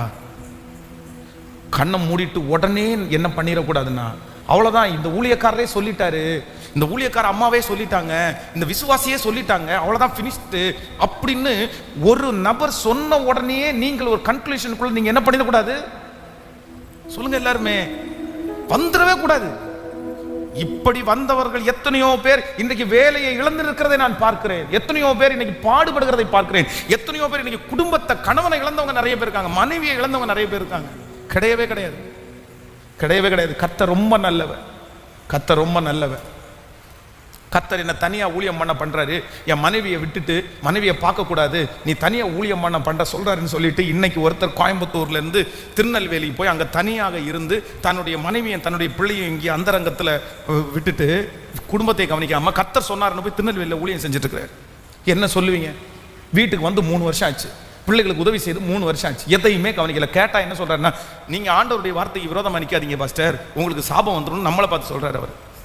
நீங்க இது பண்ணாதீங்க, நீங்க கர்த்தர் உங்களை தண்டிப்பாரு, ஒரு ஊழியக்காரனுடைய ஊழியத்தை தடுக்கிறதுக்கு நீங்க ஏமாத்திரம் எப்படின்னு கேட்டா தீர்க்கதரிசியை காமிக்கிறாரு. வேதத்துல ஒரு தீர்க்கதரிசி இருந்தாரு, அந்த தீர்க்கதரிசியை போய் வேசிய கல்யாணம் பண்ண சொன்னாரா இல்லையா ஆண்டவர்? அதனால ஆண்டவர் இப்பதான் தெரிஞ்சு இவர் ஏதோ வேசிய கல்யாணம் பண்ண போறாரு போல தெரியுது.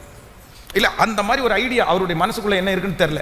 இப்போ என்ன சொல்றேன்னா, அவர் அந்த மாதிரி அந்த கல்யாணம் பண்ண சொல்லலையா, அப்ப நம்ம கூற்றின்படி கல்யாணம் பண்றது தவறு, ஆனா ஆண்டவர் அப்படி சொல்லி இருக்காருல்ல அப்படின்னு சொல்லி அதை கொண்டு வர்றாரு. இல்ல பிரதர், நீங்க குடும்பத்தோட சேர்ந்து மினிஸ்ட்ரி பண்ணுங்க, ஆண்டவருக்கு அதுதான் பிடிக்கும், நீங்க திருமணம் பண்றதுக்கு முன்னாடியாவது பரவாயில்ல, சரி ஓகே நீங்க உங்களை கமிட் பண்ணி போலாம், இப்ப ஃபேமிலி ஆச்சு, ஒரு பிள்ளை ஆச்சு, கர்த்தர் சொல்ற ஒரு சொந்த குடும்பத்தை நடத்த தெரியாதவன் எப்படி சபையை நடத்துவான்னு தெரிகிறது, இது கண்டிப்பா உங்களுக்கு அவசியம், நானும் என் வீட்டாருமோ என்றால் கர்த்தரையே சேவிப்போம், நீ ஸ்திரப்படு, உன் குடும்பத்தை ஸ்திரப்படுத்து, அப்புறம் மற்றவர்களை ஸ்திரப்படுத்தலாம் அப்படின்னு பைபிள் சொல்லுதுன்ற வார்த்தையை சொன்னா அந்த மண்டைக்குள்ள ஏறவே மாட்டேங்குது.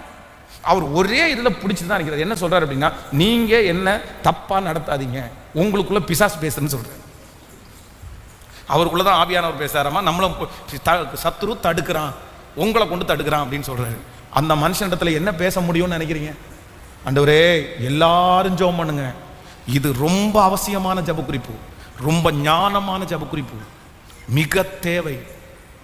எனிவே ஊழியக்காரங்களா இருக்கலாம், மற்றவர்களா இருக்கலாம், ஒருத்தங்க நம்மளுக்கு வந்து ஒரு கவுன்சிலிங் கொடுக்கும்போது, ஒரு ஆலோசனை கொடுக்கும்போது, ஒரு காரியத்தை சொல்லும்போது உங்க மனசுல எப்பவுமே இது எனக்குரியதா, இது கர்த்தருடைய வார்த்தை தானா அப்படின்றத அந்த அறிந்து கொள்ளக்கூடிய ஞானத்தை ஆண்டவர் நிச்சயமாய் நமக்கு தர வேண்டும்.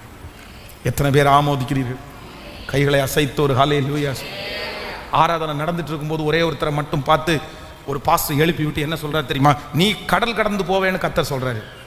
நீ எனிவே நான் ஏத்துக்கிறேன், சந்தோஷம், ரொம்ப சந்தோஷம், நீ கடல் கடந்து போவேன்னு கர்த்தருடைய வார்த்தை வந்துச்சு இல்ல, நீ அதை வச்சு ஜெபம் பண்ணு, ஆண்டவர் ஒரு நாள் உன்னை கொண்டு போவார், அதற்கான சூழ்நிலைகள் எல்லாம் ஏதும் இல்லை கர்த்தர் காட்டுவார். இப்போ அப்படி ஜெபம் பண்ணா பரவாயில்ல, கடல் கடந்து போவேன்னு ஆண்டவர் என்ன சொல்லிட்டாரு, நான் இன்னும் எங்க சும்மா இருக்கிறது அப்படின்னு சொல்லிட்டு 5 லட்சம் ரூபாய் கடன் வாங்கி ஸ்ட்ரெயிட்டா எங்க போயாச்சு அப்படின்னு சொன்னா ஓமன் போயாச்சு, மஸ்கட். அழைப்பு இல்லை, வேலை இல்லை, ப்ராப்பரான ஒரு இன்விடேஷன் இல்லை, ப்ராப்பரான ஒரு சம்பளம் இல்லை, எங்கே தங்க போகிறோன்னு தெரியாது. ஆனால் ஆண்டவர் என்ன சொல்லிட்டாரம்மா, கடல் கடந்து போவேன்.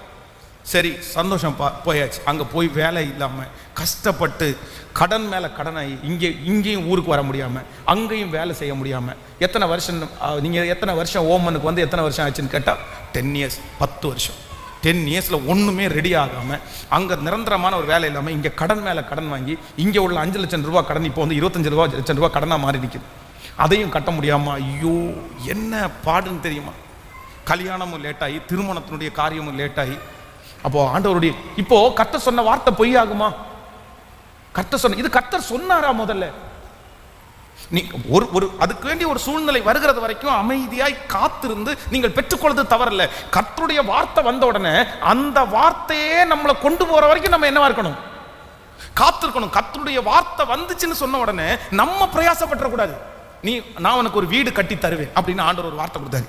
எஸ், இது ஆண்டவருடைய வார்த்தை, மனுஷனுடைய வார்த்தை அல்ல. கர்த்தருடைய வார்த்தை சொன்னா கண்டிப்பா அதை செய்து முடிக்க வல்லவரா இருக்கிறார். அந்த வார்த்தையை விசுவாசிச்சா அது கண்டிப்பா என்ன பண்ணும்? கேட்கல, நடக்குமா நடக்காதா? இந்த வார்த்தையை நம்புறவங்களுக்கு காற்றும் இல்லை, மழையும் இல்லை, ஆனா நடக்கும். இந்த வார்த்தைக்கு அவ்வளவு பெரிய பவர் இருக்குது.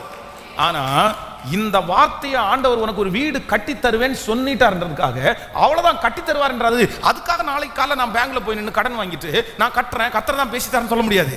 நம்ம என்ன பண்ணணும் அப்படின்னு சொன்னா, அது நிறைவேறும் அளவு நம்ம என்ன பண்ணணும்?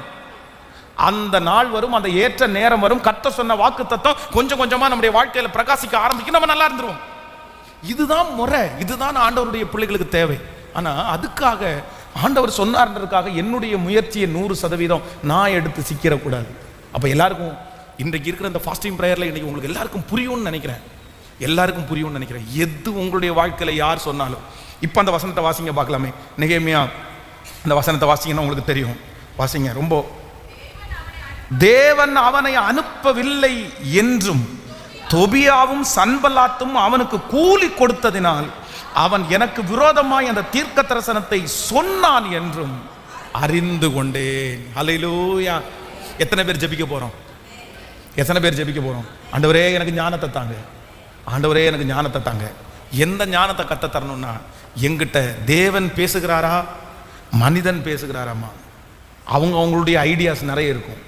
அவங்களுடைய நிறைய பேர் பிளானிங்கை சொல்லுவாங்க. நான் சொல்றேன், மனிதர்கள் சொல்லுகிற பிளானிங் எப்பவுமே நமக்கு என்ன ஆகாது? ஒர்க் அவுட் ஆகாது. நிறைய நேரத்தில் ஒர்க் அவுட் ஆகாது. அவங்களுக்கு அது ஒர்க் அவுட் ஆகும், ஆனால் நமக்கு ஃபெயிலியர் ஆகும். இன்னொருத்தர் ஒர்க் அவுட் ஆயிடுச்சு அப்படின்றதுக்காக அவங்க சொல்றது நமக்கு ஒர்க் அவுட் ஆகாது. நம்மளை கர்த்தர் தனியாக நடத்துவார், அவங்கள கர்த்தர் தனியாக நடத்துவார். எத்தனை பேர் ஆமோதிக்கிறீர்கள்? ஹல்லேலூயா. அவரால் செய்ய முடியாது. இப்போ ஜெபம் பண்ணலாமா? எல்லாருமே, எல்லாருக்குள்ளேயும் கர்த்தர் அந்த கிருபையை கர்த்தர் தரப்போறார், இந்த ஞானத்தை கர்த்தர் தரப்போறார். உங்களுக்குள்ள ஒரு அதை டிசைனிங் ஸ்பிரிட் அப்படின்னு சொல்றாங்கல்ல, கர்த்தர் அப்படிப்பட்ட ஒரு கிருபையை கர்த்தர் உங்களுக்கு தரப்போறார். அவ்வளவுதான். நீங்க பார்த்த உடனே கண்டுபிடிச்சிருவீங்க, நீங்க சொன்ன உடனே கண்டுபிடிச்சிருவீங்க. இது கர்த்தர் வார்த்தையா மனுஷன் வார்த்தையா அப்படின்னு உங்களால் ஐடென்டிஃபை பண்ண முடியும். கர்த்தர் அந்த ஞானத்தை உங்களுக்கு தருவார். இது நடக்குமா நடக்காது அப்படின்ற கர்த்தர் செய்வார். இது ஆண்டவருடைய ஆவியானவர் உங்களுக்குள்ள வரும்போது அவர் உங்களை சகல சத்தியத்துக்குள்ளேயும் வழி நடத்துகிற கர்த்தராக இருக்கிறார். நான் உனக்கு போதித்து நீ நடக்க வேண்டிய வழியை உனக்கு காட்டுவேன், உண்மையில் என் கண்ணை வைத்து உனக்கு ஆலோசனை சொல்லுகிற கர்த்தர் அவர். ஹல்லேலூயா. ஒரு விஷயத்தை கூட சொல்லி ஜெபம் பண்ணுவோம். உங்களுக்கு சொல்றேன். இப்போ பாருங்களேன், நம்ம எல்லாருமே இந்த தாவீதுனுடைய ஒன்றை சொல்லுவோம். என்ன சொல்லுவோம்னா, நீ சகலத்தையும் திருப்பிக் கொள்வாய். இந்த மாசத்தினுடைய வாக்கு தத்த வசனம் கூட அதுதான். நீ சகலத்தையும் திருப்பிக் கொள்வாய். ஆண்டவர் அவனை கர்த்தர் ரட்சித்து அவனை மீட்டெடுத்து அதே மாதிரி அவனுக்கு அந்த வார்த்தை அப்படியே நிறைவேறிச்சு. ஆனா அந்த சூழ்நிலை வர்றதுக்கு என்ன காரணம்னு நினைக்கிறீங்க? தாவீதுக்கு அந்த மாதிரி ஒரு சூழ்நிலை வர்றதுக்கு என்ன காரணம்னு நினைக்கிறீங்க? சகலத்தையும் திருப்பி கொண்டது ஓகே. எதனால அப்படின்னு சொன்னா, அவன் இப்பொழுது பெலிஸ்திய நாட்டு ராஜா இஸ்ரவேல் ஜனங்களோட யுத்தம் பண்ண போறார். இஸ்ரவேல் ஜனங்கள் யார் அப்படின்னு சொன்னா, இவனுடைய சொந்த ரத்தம், ஆண்டவருடைய பிள்ளைகள். அந்நிய நாட்டு ராஜா யுத்தம் பண்ண வராரு. இவனுக்கு இந்த தாவீது என்கிற இந்த மனிதனுக்கு அந்த ராஜா அடைக்கலம் கொடுத்தாருன்ற ஒரு காரணத்துக்காக இந்த தாவீது என்ன சொல்றான் அப்படின்னு சொன்னா, யுத்தம் பண்றதுக்கு நானும் யாரோட, தன்னுடைய சொந்த ஜனங்களுக்கு விரோதமா அந்நிய ராஜா எழும்பும் போது, வேணாங்க, அவங்க என்னதான் இருந்தாலும் என்னுடைய ரத்த சம்பந்தமான உறவு, நான் அவங்களை கை வைக்க முடியாது. நீங்க எனக்கு 1000 நன்மை செஞ்சிருந்தாலும் என் சொந்த ரத்தத்தோட நான் எப்படி இது பண்ண முடியும்? வேண்டாம், விட்டுருங்க. நீங்க என்ன வேணாலும் பண்ணுங்க, பட் நான் வரமாட்டேன்னு சொல்ல வேண்டியவன் நான் வர்றேன்னு போறேன். அப்பதான் அங்க இருக்கிற எல்லாரும் என்ன சொல்றாங்க அப்படின்னு சொன்னா, இவனை கூட்டிட்டு போகாதீங்க, இவன் ஒருவேளை எழும்பி உள்ளுக்குள்ள வந்து அவங்க ஆட்களுடைய என்னால அந்த பாசம் இருக்கும், அவங்களுக்கு ஹெல்ப் பண்ணி நம்மளை கொண்டுட்டான்னா நம்மளால ஒன்றும் பண்ண முடியாது, அதனால தாவீது யுத்தத்திற்கு வந்தான்னா நாங்க வரமாட்டோம்னு அந்த ஜனங்கள் எதிர்த்து நின்னதுனால, அந்த ராஜாவுடைய கீழே இருக்கிற துணை மனிதர்கள் வந்து எதிர்த்து நின்னதுனால அந்த ராஜா என்ன சொல்றாருன்னா, நீ போப்பா, எங்க ஜனங்கள் எல்லாருமே வந்து உன்னை வேண்டான்னு சொல்றாங்க, நீ எப்படிப்பட்டவன் எனக்கு தெரியும். அந்த இடத்துல இருந்து அனுப்பி விடும்போது தான் என்ன காட்சியை பார்க்குறாங்கன்னா, தன்னுடைய வீடு, தனக்கு இருந்த பிள்ளைகள், தனக்கு இருந்த மனைவி எல்லாமே கொண்டு போகப்பட்டதை பார்க்குறாங்க. அப்போ ஆண்டவருடைய பிள்ளைகள் ரொம்ப ஞானமாக நடக்கணும். இன்னொருத்தங்க நமக்கு உதவி செய்கிறாங்க, இன்னொருத்தங்க நமக்கு நல்லவங்களா இருக்கிறாங்கன்றதுக்காக நம்ம வந்து அது கர்த்தரால் ஏற்படுத்தப்பட்டதுன்னு நினச்சி நம்ம அந்த இடத்துல தவறாமல் இருக்கிற ஞானத்தை கர்த்தர் தான் நமக்கு தரணும். எத்தனை பேர் ஜெபிக்க போறீர்கள்? ஹல்லேலூயா. எனக்கானாலும் என் பிள்ளைகளுக்கானாலும் ஆண்டவரே நீங்கள் எனக்கு போதிச்சு நடத்துங்க. ஆண்டவரே எனக்கு ஒரு நல்ல ஞானத்தை கர்த்தர் இன்னைக்கு தரணும், என்னுடைய புத்தியை கர்த்தர் தெளிவாக்கணும். என்ன அப்படின்னா, பைபிளில் நான் வசனம் வாசித்தாலும், எங்கே நான் சத்தியத்தை கேட்டாலும், யார் எனக்காக ஜெபம் பண்ணும்போது சொன்னாலும் என்னுடைய மனசு என்ன சொல்லணும்னா, இது எனக்குரியது தானா, இது கர்த்தர் என்னிடத்தில் பேசுகிற வார்த்தை தானா, இது எத்தனை நாள் நான் காத்திருக்க வேண்டும், இதற்கு காத்திருக்க வேண்டுமா, உடனே செய்ய வேண்டியுமா, இப்படிப்பட்ட டீட்டெயிலை கர்த்தர் நம்முடைய இருதயத்திலே கிருபையாய் தருகிற தேவன் நல்லவராயிருக்கிறார். ஆமென் சொல்லுங்கள். பாருங்க, எல்லாரும் கண்களை மூடி அப்பாவை பார்த்து, எப்படி நான் ஜெபிக்கணும்?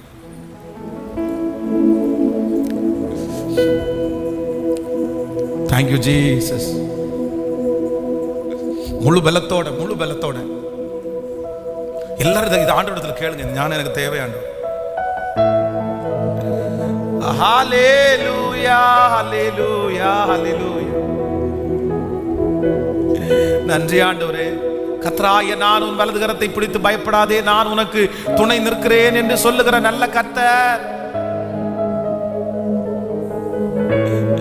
ஹல்லேலூயா. எங்களுக்கு ஒன்றும் இல்லை ஆண்டவர், எங்களுக்கு ஞானம் இல்லை ஆண்டவர், எங்களுக்கு கிருபை வேணும் ஆண்டவர்.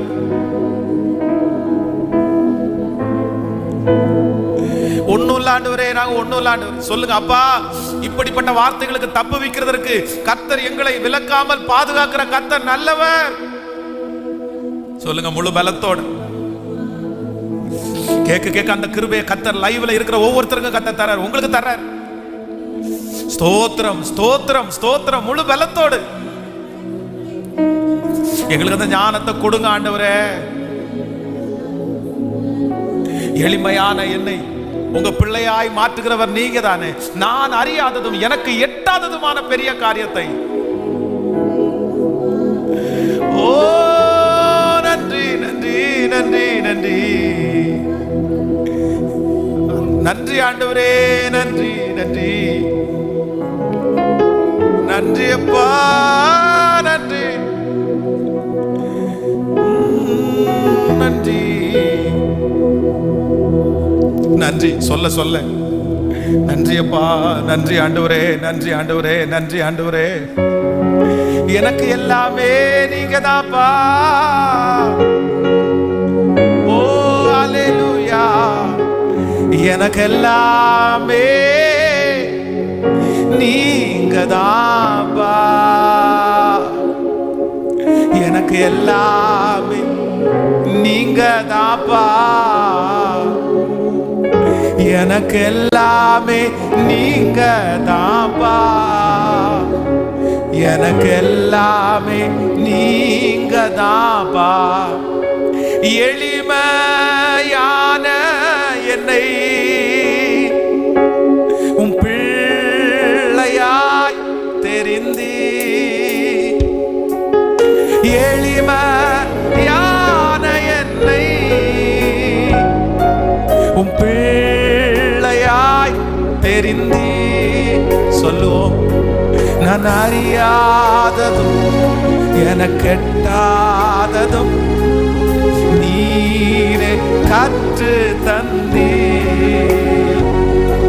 நான் அறியாததும் எனக்கு எட்டாததும் நீரே கற்று தந்தே. இப்ப கைகளை உயர்த்தி, எனக்கு எல்லாமே நீ தாப்பா, எனக்கெல்லாம் நீங்க தாப்பா. ஜெபிக்க ஜெபிக்க எனக்கெல்லாமே. ஓ ஹalleluya, எல்லாமே நீங்க தாப்பா. இருளான நேரத்திலே என் எதிர்காலம் மங்கினதே, இருள் சூழ்ந்த நேரத்திலே என் எதிர்காலம் மங்கினதே, இருள் சூழ்ந்த நேரத்தில் வந்து சொன்னி, இனி நான் எல்லாம் பார்த்து கொள்வேன். நிறைய பேரை பார்த்து இருள் சூழ்ந்த நேரத்தில் இனி நான் எல்லாம் பார்த்து கொள்வேன். இப்ப கைகளை மேல எனக்கு எல்லாமே நீங்க தாப்பா, எனக்கு எல்லாம் நீ. சொல்லுங்க சத்தத்தை உயர்த்தி, எனக்கு எல்லாமே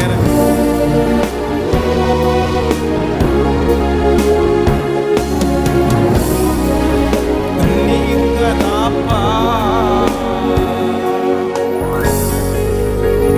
எனக்கு எல்லாமே நீங்க தான். எளிமையான என்னை விசாரிக்கிறவர் நீங்க தான் ஆண்டவரே. நான் அறியாததும் எனக்கு எட்டாததும் சொல்லி தருகிறவர் நீர் தான் ஆண்டவரே. சொல்லி தருகிறவர் நீங்க தான் ஆண்டவரே. ஹல்லேலூயா. இன்னைக்குள்ள செய்தி உங்க நிறைய பேருக்கு பிரயோஜனமா இருந்திருக்கும்னு நான் நம்புறேன். இந்த உலகத்திலே வாழ்வதற்கு ரொம்ப அவசியமான ஒன்று என்ன அப்படின்னு சொன்னா, நமக்கு வருகிற ஆலோசனைகள், நமக்கு மனிதர்கள் சொல்லுகிற சில திட்டங்கள், இல்லைன்னா ஊழியர்கள் சொல்லுகிற சில திட்டங்கள், ஜெபம் பண்ணி சொல்லுகிற திட்டங்கள், இல்லைன்னா தீர்க்க தரிசனமா சொல்லுகிற திட்டங்கள், இது எல்லாம் எனக்குரியது தானா, இல்லைன்னா நான் காத்திருக்கணுமா, நான் எப்படி இதை கொண்டு போகணும் அப்படின்ற ஞானத்தை கர்த்தர் நமக்கு கிருபையாய் கத்த தரணும். அது ஆலோசனை இல்லாத இடங்கள் ஜனங்கள் சீர்கட்டு போறது ஒண்ணுதான். ஆனா சில ஆலோசனைகள் சிலரை சீர்கட்டு போக பண்ணுன்றதையும் என்ன பண்ணிடக்கூடாது, மறந்துடக்கூடாது. அம்னோன் உங்களுக்கு தெரியும் நினைக்கிறேன். இந்த அம்னோன் ராஜாவினுடைய ராஜகுமாரன், ராஜா பிள்ளை. ஆனா தன்னுடைய சொந்த சகோதரனால ஆள் வச்சு அடிச்சு கொல்லப்படுறதுக்கு காரணம் என்ன தெரியுமா? அம்னோன் உண்மையாகவே சொல்ல போனா அவன் ஒரு காலத்துல நல்லவனா தான் இருந்தான். தன்னுடைய சகோதரி மேல அவனுக்கு கை போடுறதுக்கு அவ்வளவு தைரியம் அவனுக்கு வரல. எப்படி என் சகோதரியை நான் கை வைப்பேன் அப்படின்றது மனசாட்சி, நல்ல ஒரு மனசாட்சி அவனுக்குள்ள இருந்துச்சு. ஆனா அவன் ஃப்ரெண்டு பாருங்களேன், என்னடா பெரிய மனசாட்சி, ஆசைப்பட்டா உடனே அனுபவிச்சிடணும்டா, அதுக்கு போய் இப்படி மெலிஞ்சா போவே அப்படின்னு சொல்லி கூட இருந்த அந்த அம்னோனுடைய நண்பன் பொல்லாதவன். அவன் ஆலோசனை சொல்றான் பாருங்களேன், இப்படி பண்ணுன்னு. அவ்வளவுதான். அதை சொன்ன உடனே என்னமோ அவன் ஒரு கடவுளுடைய வார்த்தை மாதிரி எடுத்துக்கிட்டு அதை அப்படியே ஃபாலோ பண்ணி கடைசியில் அவன் செத்து போகிற சூழ்நிலைக்கு ஃப்ரெண்ட் அவனை தள்ளிட்டான். அதனால இந்த உலகத்திலே நமக்கு ஆலோசனை கேட்காம இருக்கக்கூடாது. முடிஞ்ச வரைக்கும் நான் என்ன சொல்றேன் அப்படின்னு சொன்னா, நீங்க ஜெபம் பண்ணி அந்த கிருபையை நீங்க பெற்றுக்கொள்ளுங்க. நான் உனக்கு போதித்து நீ நடக்க வேண்டிய வழியை கர்த்தர் உங்க கூட பேசுவார். கர்த்தர் உங்களை வழி நடத்துவார். உங்களுக்கு நல்லது கெட்டது என்னன்னு சொல்லி இன்னொருத்தர்கிட்ட சொல்லி நீங்க புரிய வைக்க முடியாது. ஆனா உங்களுக்கு நல்லாவே தெரியும். உங்க கெப்பாசிட்டி என்னன்னு அடுத்தவங்களுக்கு தெரியாது, ஆனா உங்களுக்கு தெரியும். நீங்க யார் அப்படின்னு இன்னொருத்தருக்கு தெரியாது, உங்களுக்கு தெரியும். சொல்றது எத்தனை பேருக்கு புரியுது? உங்களுக்கு அது நல்லதா கெட்டதா, இது பண்ண முடியுமா முடியாதான்னு நீங்க டிசைட் பண்ணுங்க. நீங்க ஞானத்தை கேளுங்க. நான் போற ட்ராக் சரிதானா தப்பா, இதுல போலாமா வேண்டாமா, இது நன்மையா தீமையான்னு நீங்க சொல்லுங்க. இன்னொருத்தர் சொன்னதை வச்சு இதுதான் அப்படின்னு கண்டிப்பா நீங்க என்ன பண்ணக்கூடாதுன்னா டிசைட் பண்ணவே கூடாது. அப்புறம் எல்லாராலையும் கைவிடப்பட்டு நீங்க கர்த்தர் தானே நான் நம்பினேன், அவர் சொன்னது தானே நான் செஞ்சேன் அப்படின்னு நீங்க நின்ற முடியாது. ஆமென். 3 பிள்ளைங்க இருக்குது ஒரு வீட்டில். ஒருத்தர் கண்ணை மூடி ஜெபம் பண்ணிட்டு சொல்றாரு, உங்க 3வது பிள்ளை மேலதான் எனக்கு என்னமோ டவுட்டா இருக்குது. உங்க 3வது பிள்ளை கொஞ்சம் நல்லா பார்த்துக்குங்க. உங்க 3வது பிள்ளை மேல ஒரு நல்ல கண்ணு, கரெக்டான கண்ணை வச்சுக்கோங்க. சும்மா அப்படின்னா இந்த 3 பிள்ளைகளை விட அந்த 3வது பிள்ளை என்னன்னா கொஞ்சம் சுட்டி, எப்பவுமே கடைக்குட்டி கொஞ்சம் சுட்டியாக தான் இருக்கும். அப்படி தானே? அது சுட்டியான பிள்ளை, அது துடுக்குன்னு பேசும், அதனுடைய ட்ரெஸ் கோடு அதனுடைய இதெல்லாம் கொஞ்சம் வித்தியாசமாக இருந்துச்சு. இவர் உடனே என்ன நினைச்சிட்டார் அப்படின்னு சொன்னால், 3 பிள்ளைகளையும் ஒன்றா நிறுத்தினா இது மொச்சம் கொஞ்சம் துடுக்கா இருக்கிறதுனால இவருடைய எண்ணம் என்ன போச்சுன்னா, இந்த பிள்ளை தான் சீக்கிரமாக தப்பான வழியெல்லாம் அப்படியெல்லாம் சூஸ் பண்ணணும்னு சொல்லி ஒரு ஐடியா ஒரு மனசுக்குள்ளே வந்துருச்சு. ஜெபம் பண்ணி முடிச்சுட்டு என்ன சொல்கிறார் அப்படின்னு சொன்னால், உங்கள் 3வது பிள்ளை மேலே கொஞ்சம் கண்ணு வச்சுக்கோங்க, உங்கள் 3வது பிள்ளையை கொஞ்சம் கவனிச்சுக்குங்க, எனக்கு என்னமோ அவளுக்காக ஜெபம் பண்ணும்போது எனக்கு நல்லா தெரிலன்ட்டார். உடனே அந்த அப்பாவும் அம்மாவும் 2 பேரும் என்ன பண்ணாங்கன்னா, அந்த 3வது பிள்ளை என்ன பண்ணாலும் தப்பு, என்ன பண்ணாலும் தப்பு, நீ ஏன் அங்கே நிற்கிற, நீ ஏன் அங்கே பார்க்குற, நீ ஏன் அங்கே சிரிக்கிற, நீ எதுக்கு அப்படி பண்ணுறேன்னு டார்ச்சர் கொடுக்க ஆரம்பித்தாங்க. இந்த டார்ச்சரே அந்த பிள்ளைக்கு என்னவா மாறிச்சு அப்படின்னு சொன்னால், நம்மளை இவ்வளோ சந்தேகப்படுறாங்கல்ல, நம்ம ஏன் உண்மையாக இருக்கணும்னு தோணி எப்படி சொன்னாங்களோ இவங்க அந்த பிள்ளையை அப்படி ட்ரீட் பண்ணி அந்த பிள்ளை கடைசியில் பார்த்தீங்கன்னா அவ்வளோ கஷ்டப்பட்டு அதுவாக ஒரு தம்பியை சூஸ் பண்ணுற ஒரு சூழ்நிலைக்கு வந்து இப்போ என்ன சொல்கிறாங்க அப்படின்னா, அன்னைக்கே அவர் சொன்னார்ல, இப்போவும் அவர் சொன்னதுனால தான் நம்ம இப்படி பண்ணோன்னு வரல, அந்த ஞானம் போச்சு, அவர் சொன்னார்ல. அப்போ ஆண்டவருடைய பிள்ளைகளே, மனுஷனுடைய கெஸ்ஸிங் நம்மை குறித்த 1000 பேருக்கு 1000 யோசனைகள் இருக்கும், 1000 பேர் 1000 ஐடியாவை சொல்லுவாங்க, 1000 பேர் 1000 விதமாக நமக்கு சொல்லுவாங்க. ஆனால் ஆண்டவருடைய பிள்ளைகள் எதில் ஞானமாக இருக்கணும்னா, இந்த நெகேமியாவை போல தேவன் அவனை அனுப்பவில்லை என்றும் சன்பல்லாத்தும் தொபியாவும் கூலி கொடுத்து தீர்க்கதரிசனம் சொல்ல அவனை அனுப்புனாங்க என்னும் எனக்கு என்ன பண்ணுன்னா தெரியும். ஏன்னா என் கர்த்தர் இப்படி பேசுகிறவர் அல்ல, என் தேவன் இப்படி பேசுகிறவர் அல்ல. அந்த வசன நாலேஜ் நெகேமியாவுக்கு அதிகமாக இருந்ததுனால நோ டிஸ்டர்பன்ஸ், எந்த டிஸ்டர்பன்ஸும் இல்லை. வழக்காடுன்னு கண்டிப்பாக கர்த்தர் சொல்ல மாட்டார், சண்டை போடுன்னு கர்த்தர் சொல்ல மாட்டார், இதை இப்படி பண்ணுன்னு ஆண்டவர் சொல்ல மாட்டார், கர்த்தர் நிறைய சொல்ல மாட்டார். ஹலோ, கர்த்தர் இந்த விஷயத்தை ஆண்டவர் இப்படி சொல்ல மாட்டார் அப்படின்ற நாலேஜ் கண்டிப்பாக உங்களுக்கு தேவை. எழுப்பி நிற்கலாமா? ஆன்லைனில் இருக்கிற பிள்ளைகள் கூட வசதி இருந்தாலே எழுப்பி நில்லுங்கள், இல்லை என்றால் எங்களோடு சேர்ந்து ஜெபம் பண்ணுங்க. இது உங்களுக்காக எல்லாருக்காக நான் ஜெபிக்க போறேன். Thank you Jesus. அவரை போல நல்லவர் ஒருவருமே இல்லை. ஆனால் இதுவரையிலும் எத்தனையோ ஆலோசனைகளிலே கர்த்தர் நம்மை கிருபையாய் கர்த்தர் பாதுகாத்தார். நம்ம நிறைய பேர் நிற்கிறது அவருடைய பெரிய கிருபை. நம்ம இன்றைக்கு இவ்வளோ தூரம் நம்ம வழி நடத்தப்படுகிறோம் அப்படின்னு சொன்னால் ஆண்டவர் நம்மளை அழகாய் பேசி கொண்டு வந்திருக்கிறார். சில தவறான ஆலோசனைகள் மனிதர்கள் நமக்கு கொடுக்கும்போது கூட ஆண்டவர் நமக்கு முன்னாடியே வந்து நின்று, இல்லை மகனே இது தவறான ஆலோசனை அப்படின்னு சொல்லி நம்மளை ஆண்டவர் ரொம்ப நேர்த்தியாய் கர்த்தர் நடத்தினார், கர்த்தர் நம்மை தைரியப்படுத்தினார். அதனால தான் நம்ம நிறைய பேர் இன்னைக்கு நஷ்டமாகாம, அதனால தான் நிறைய பேர் இன்னைக்கு கூட நம்ம விசுவாசத்தில் நம்ம கிருபையா நிற்கிறோம். ஆண்டவர் இனி நம்மை மட்டும் இல்லை, நம்முடைய பிள்ளைகளையும் கர்த்தர் கிருபையாய் நடத்துகிற கர்த்தர், கிருபையாய் நடத்துகிற கர்த்தர். தங்களுடைய ஐடியாக்களை இந்த உலகத்தில் புகுத்துற நிறைய பேர் இருக்காங்க, தங்களுடைய ஐடியாக்களை மினிஸ்ட்ரியில் செய்கிற நிறைய பேர் இருக்கிறாங்க, தங்களுடைய ஐடியாக்களை இதுதான் சத்தியம் என்று சொல்லுகிற நிறைய பேர் இருக்கிறார்கள். ஆனால் அதன் நடுவில் இருந்து கர்த்தர் கிருபையாய் நம்மையும் நம்முடைய பிள்ளைகளையும் கர்த்தர் காத்துக்கொள்கிற ஒரு நாள் வருவதாக. ஹல்லேலூயா.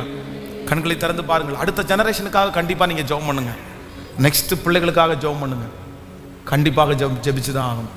ஏன் அப்படின்னா இன்னைக்கு நிறைய பேர் எழும்பி என்ன சொல்றாங்கன்னா, அவர்களால் ஒரு விஷயத்தை செய்ய முடியல என்ற உடனே இதுக்கு பைபிளே இல்லை என்ற அளவுக்கு கொண்டு வந்து நிறுத்திட்டாங்க. அவங்களால அந்த தப்பை பண்ணாமல் இருக்க முடியாது, அவங்க அந்த தப்புக்கு அடிமை ஆயிட்டாங்கன்றதுக்காக அதை நியாயப்படுத்துவதற்கு அங்கிருந்தெல்லாம் ஒரு வசனத்தை பொறுக்கிறாங்க. அங்கங்க ஒரு சில மனுஷங்களை காமிச்சு இதை பாருங்க பைபிள்ல இப்படி எழுதி இருக்குது, இதை பாருங்க இவங்க இப்படி நடந்திருக்காங்க, அதனால நாங்க பண்றது ரைட் அப்படின்னு கொண்டு வர்றாங்க. அடுத்த ஜெனரேஷன் நிறைய பேர் அதை நம்பி என்ன நினைக்கிறாங்கன்னா, ஓ அப்படியா, அப்போ அப்படித்தான் இருக்கும் போல தெரியுது அப்படின்னு உபதேசங்கள் இன்னைக்கு நிறைய ஆண்டவருக்கு மாற்றுமையான இடத்துல நிறைய யங் ஜெனரேஷன் அப்படி போயிட்டே இருக்கிறாங்க. ஆனாலும் பிதாக்கள் நாட்டின பூர்வ எல்லைக்குறியை மாற்றாதே, பிதாக்கள் நாட்டின பூர்வ எல்லைக்குறியை மாற்றாதே. ஐயோ, ரொம்ப ஜாக்கிரதையா இருக்கணும். நம்முடைய பிள்ளைகளை கர்த்தர் கிருபையாய் பாதுகாத்துக் கொள்ளுவோம். இது தப்பில்லைன்னு சொல்றவங்க நிறைய பேர் ஆயிட்டாங்க, இது தப்புன்னு சொல்றவங்க நிறைய பேர் குறைஞ்சிட்டாங்க. அதுக்காக எல்லாத்தையும் சரி அப்படின்னு சொல்லலை, அதை ஞானமாய் கையாளக்கூடிய கிருபையை நம்முடைய பிள்ளைகளுக்கு ஆண்டவர் கிருபையாய் கர்த்தர் தருவாராக. முதல்ல நமக்கு ஆண்டவர் தருவாராக, கேட்கல, உங்களுக்கும் எனக்கும் தருவாராக. நமக்கு கர்த்தர் தரணும். ஆலோசனை சொல்றதுக்கு 1000 பேர் வருவாங்க, ஐடியா கொடுக்கறதுக்கு 1000 பேர் வருவாங்க. ஆனால் கடைசி வரைக்கும் ஐடியா கொடுக்குறவங்க நம்மோட இருக்க கேட்கல, அழகாக சொல்லி விட்டுட்டு போயிட்டே இருப்பாங்க. ஆனால் நம்ம அந்த பிரச்சனையை திருப்பி என்ன பண்ண முடியாதுன்னா தீர்க்கவே முடியாமல் போயிடும், போய் முடியாது. ரொம்ப ஜாக்கிரதை. ஒரு கணவன் மனைவி பிரச்சனையில் ஒரு மனைவி வந்து எங்கிட்ட பேசும்போது, பாஸ்டர் கண்டிப்பாக நான் ஸ்டேஷன் போவேன், ஸ்டேஷன் போய் ஒரு வார்த்தை சொல்லலைன்னா இவரை அடங்க மாட்டார், கண்டிப்பாக ஸ்டேஷன் போகணுன்றது மாதிரி தீவிரமாக என்கிட்ட வந்தாங்க. கையில் பெட்டிஷன் வச்சுருக்கிறாங்க, எழுதி என் கையில் கொடுத்து பாருங்கள், நான் இந்த மாதிரி கேஸ் கொடுக்க போகிறேன் அப்படின்னு சொல்லிட்டு. அவர் ரொம்ப அடிச்சிருக்காரு அந்த பிள்ளைய, தப்பு தான். நான் வந்து கேஸ் கொடுத்து தான், அதுக்கு தான் எங்கிட்ட வந்து பார்த்துட்டு நான் அப்படி தான் ஸ்ட்ரெயிட்டாக ஸ்டேஷன் தான் போக போகிறேன், எஃப்ஐஆர் பண்ணணும் அப்படின்னு. நான் உடனே அந்த பேப்பரை பிரித்து பார்த்துட்டு, தயவு செய்து போகாதீங்க, வேண்டாம், கர்த்தரவங்க கூட இருக்கிறார், இதுவரைக்கும் சகிச்சிட்டிங்க, நான் ஜெபம் பண்ணுறேன், ஆண்டவர் உங்களை நடத்துவார் அப்படின்னு ஆலோசனை சொல்லி. அந்த சிஸ்டர் ரொம்ப அழுதாங்க. உங்களுடைய வழி எனக்கு புரியுது சிஸ்டர், என் சொந்த தங்கச்சி என் சொந்த அக்காவாக இருந்தால் கூட கண்டிப்பாக நான் இப்படி தான் சொல்லுவேன். பாஸ்டர்ன்ற அடுத்த கிட்டத்தில் உங்கள் கூட நினச்சி பிறந்த பிரதராக நீங்கள் நினைங்க, நீங்கள் நல்லா இருக்கணும்னு மட்டும் தான் நான் விரும்புகிறேன், நீங்கள் ஃபேமிலியோடு இருக்கணும்னு மட்டும் தான் விரும்புகிறேன். ஒரு சகோதரனாக என்னை ஏற்றுக்கிறதா இருந்தால் நான் சொல்கிறத அப்படியே நீங்கள் கேளுங்க. சரி பாஸ்டர் அப்படின்னு சொல்லிட்டு அதை அங்கேயே கிழிச்சு போட்டு போயிட்டாங்க. 6 மாதம் தாண்டி கணவன் மனைவி 2 பேரும் ஒன்றா இங்கே வந்தாங்க. கொஞ்ச நேரம் தாண்டினதுக்கு பிற்பாடு அவர் கணவன் பேசிட்டு இருக்கும்போது, பாஸ்டர் இவங்க என்ன போலீஸ் ஸ்டேஷன்லாம் ஏற்றலான்னு பிளான் பண்ணியிருக்காங்க போல, அப்படி மட்டும் இவங்க போலீஸ் ஸ்டேஷனில் மட்டும் என்னை கொண்டு போய் நிறுத்தியிருந்தாங்கன்னா சாகிற வரைக்கும் இவளை திரும்பி கூட நான் பார்த்துருக்க மாட்டேன். எனக்கு இந்த போலீஸ் ஸ்டேஷன்லாம் நிற்கிறதுக்கு எங்கள் வம்சத்துக்கே வந்து பழக்கம் கிடையாது. பட் இவ கொண்டு போய் அப்படி மட்டும் நிறுத்தியிருந்தான்னா இன்னைக்கு வந்து இவன் என் கூட இருந்திருக்க மாட்டான்னு ஒரு வார்த்தையை சொன்னார். அப்போ தான் அவங்களுக்கே தெரிஞ்சிருச்சு, ஐயோ நம்ம அன்னைக்கு போய் நின்றுருந்தோன்னா. அதனால் உலகத்தில் ஐடியா நிறைய பேர் சொல்லுவாங்க, ஆலோசனை நிறைய பேர் சொல்லுவாங்க. ஐயோ ரொம்ப கவனம், அவங்களுக்கு வேணால் செட் ஆகலாம், அவங்க குடும்பத்தில் சண்டை வந்தால் போலீஸ் ஸ்டேஷனுக்கு போகிறதுக்கு வழக்கமாக இருக்கலாம், இவங்களும் போய் நிற்பாங்க. கேட்கல சிலருக்கு அது என்னவா இருக்கும், ஆமாம் போலீஸ் ஸ்டேஷனில் போகிறது சிலருக்கெல்லாம் வந்து பார்த்தீங்கன்னா மிச்சர் சாப்பிட்றது மாதிரி இருக்கும். உண்மையிலே சொல்கிறதா, அவங்க அடிக்கடி போயிட்டு வருவாங்க, அவங்களுக்கு அது போலீஸ்காரர் கூப்பிட்டு மிரட்டுறது, திருப்பி இவங்க வர்றது, திருப்பி மிரட்டுறதெல்லாம் பழக்கமாக இருக்கும். ஆனால் சில குடும்பங்களுக்கு அது பழக்கம் சொல்லுங்கள், சிலங்க ரொம்ப ரொம்ப மரியாதை எதிர்பார்ப்பாங்க, ரொம்ப இதுவாக இருக்குன்னு நினைப்பாங்க, அது ஒரு பெரிய காயமாக மாறிடும். அதனால் அவங்களுக்கு அது சரின்றதுக்காக நம்ம அதுக்கு சரின்னு சொல்ல முடியாது. ரொம்ப கவனம். ஆண்டவரே, இந்த பாடல் ரொம்ப அழகான பாடல், எங்கு செல்ல வேண்டும், என்ன சொல்ல வேண்டும், இதுவும் ரொம்ப நல்ல பாட்டு. 2வது பாட்டு நம்ம பாருங்களேன். எளிமையான என்னை உன் பிள்ளையாய் தெரிந்தி, நான் அறியாததும் எனக்கு எட்டாததும் நீரே கற்று தந்தி, நான் அறியாததும் எனக்கு எட்டாததும் நீரே. நமக்கு யார் டீச்சர்? நமக்கு யார் டீச்சர்? அவர் தான் நல்ல டீச்சர். அவரை மாதிரி ஒரு நல்ல டீச்சர் இல்லை உலகத்தில், அவர் தான் நல்ல டீச்சர். தாவீதுக்கு யார் இருந்தா சொல்லி கொடுக்குறது? சவுல் இருந்தானா, இப்படி போப்பா இப்படி போன. சாலோமனுக்கு தாவீது இருந்தான், புரியலையா? சாலோமன் ராஜ்யபாரம் பண்ணும்போது அவனுக்கு சொல்லிக் கொடுக்கறதுக்கு யார் இருந்தானா? தாவீது இருந்தான். இப்படி போப்பா இப்படி போப்பா இப்படி போப்பா. ஆனா தாவீதுக்கு யாருமே இல்லை. இந்த ஊழியத்தை ஆரம்பிக்கும் போது அப்படிதான் நிறைய நேரத்தில் நினைப்பேன், சரி நம்ம அப்பா ஒரு பாஸ்டரா இருந்திருந்தாருன்னா, அவர்கிட்ட கேட்டிருக்கலாம், என்ன டேடி எப்படி பண்றது, என்னப்பா எப்படி பண்றது, இந்த மாதிரி ஒரு சூழ்நிலை வருது, இந்த மாதிரி சர்ச்சில் இந்த மாதிரி ஒன்று இருக்குது, என்ன பண்ணலாம் அப்படின்னு. உடனே அப்படியேப்பா இப்படி பண்ண அப்படின்னு நான் சில நேரத்தில் நினைப்பேன். ஆனால் ஆண்டவரே, என்னுடைய அப்பா பாஸ்டர் இல்லை, ஆனால் இந்த முழு உலகத்தினுடைய திருச்சபைக்கும் நீர் ஒருவர் தகப்பன்.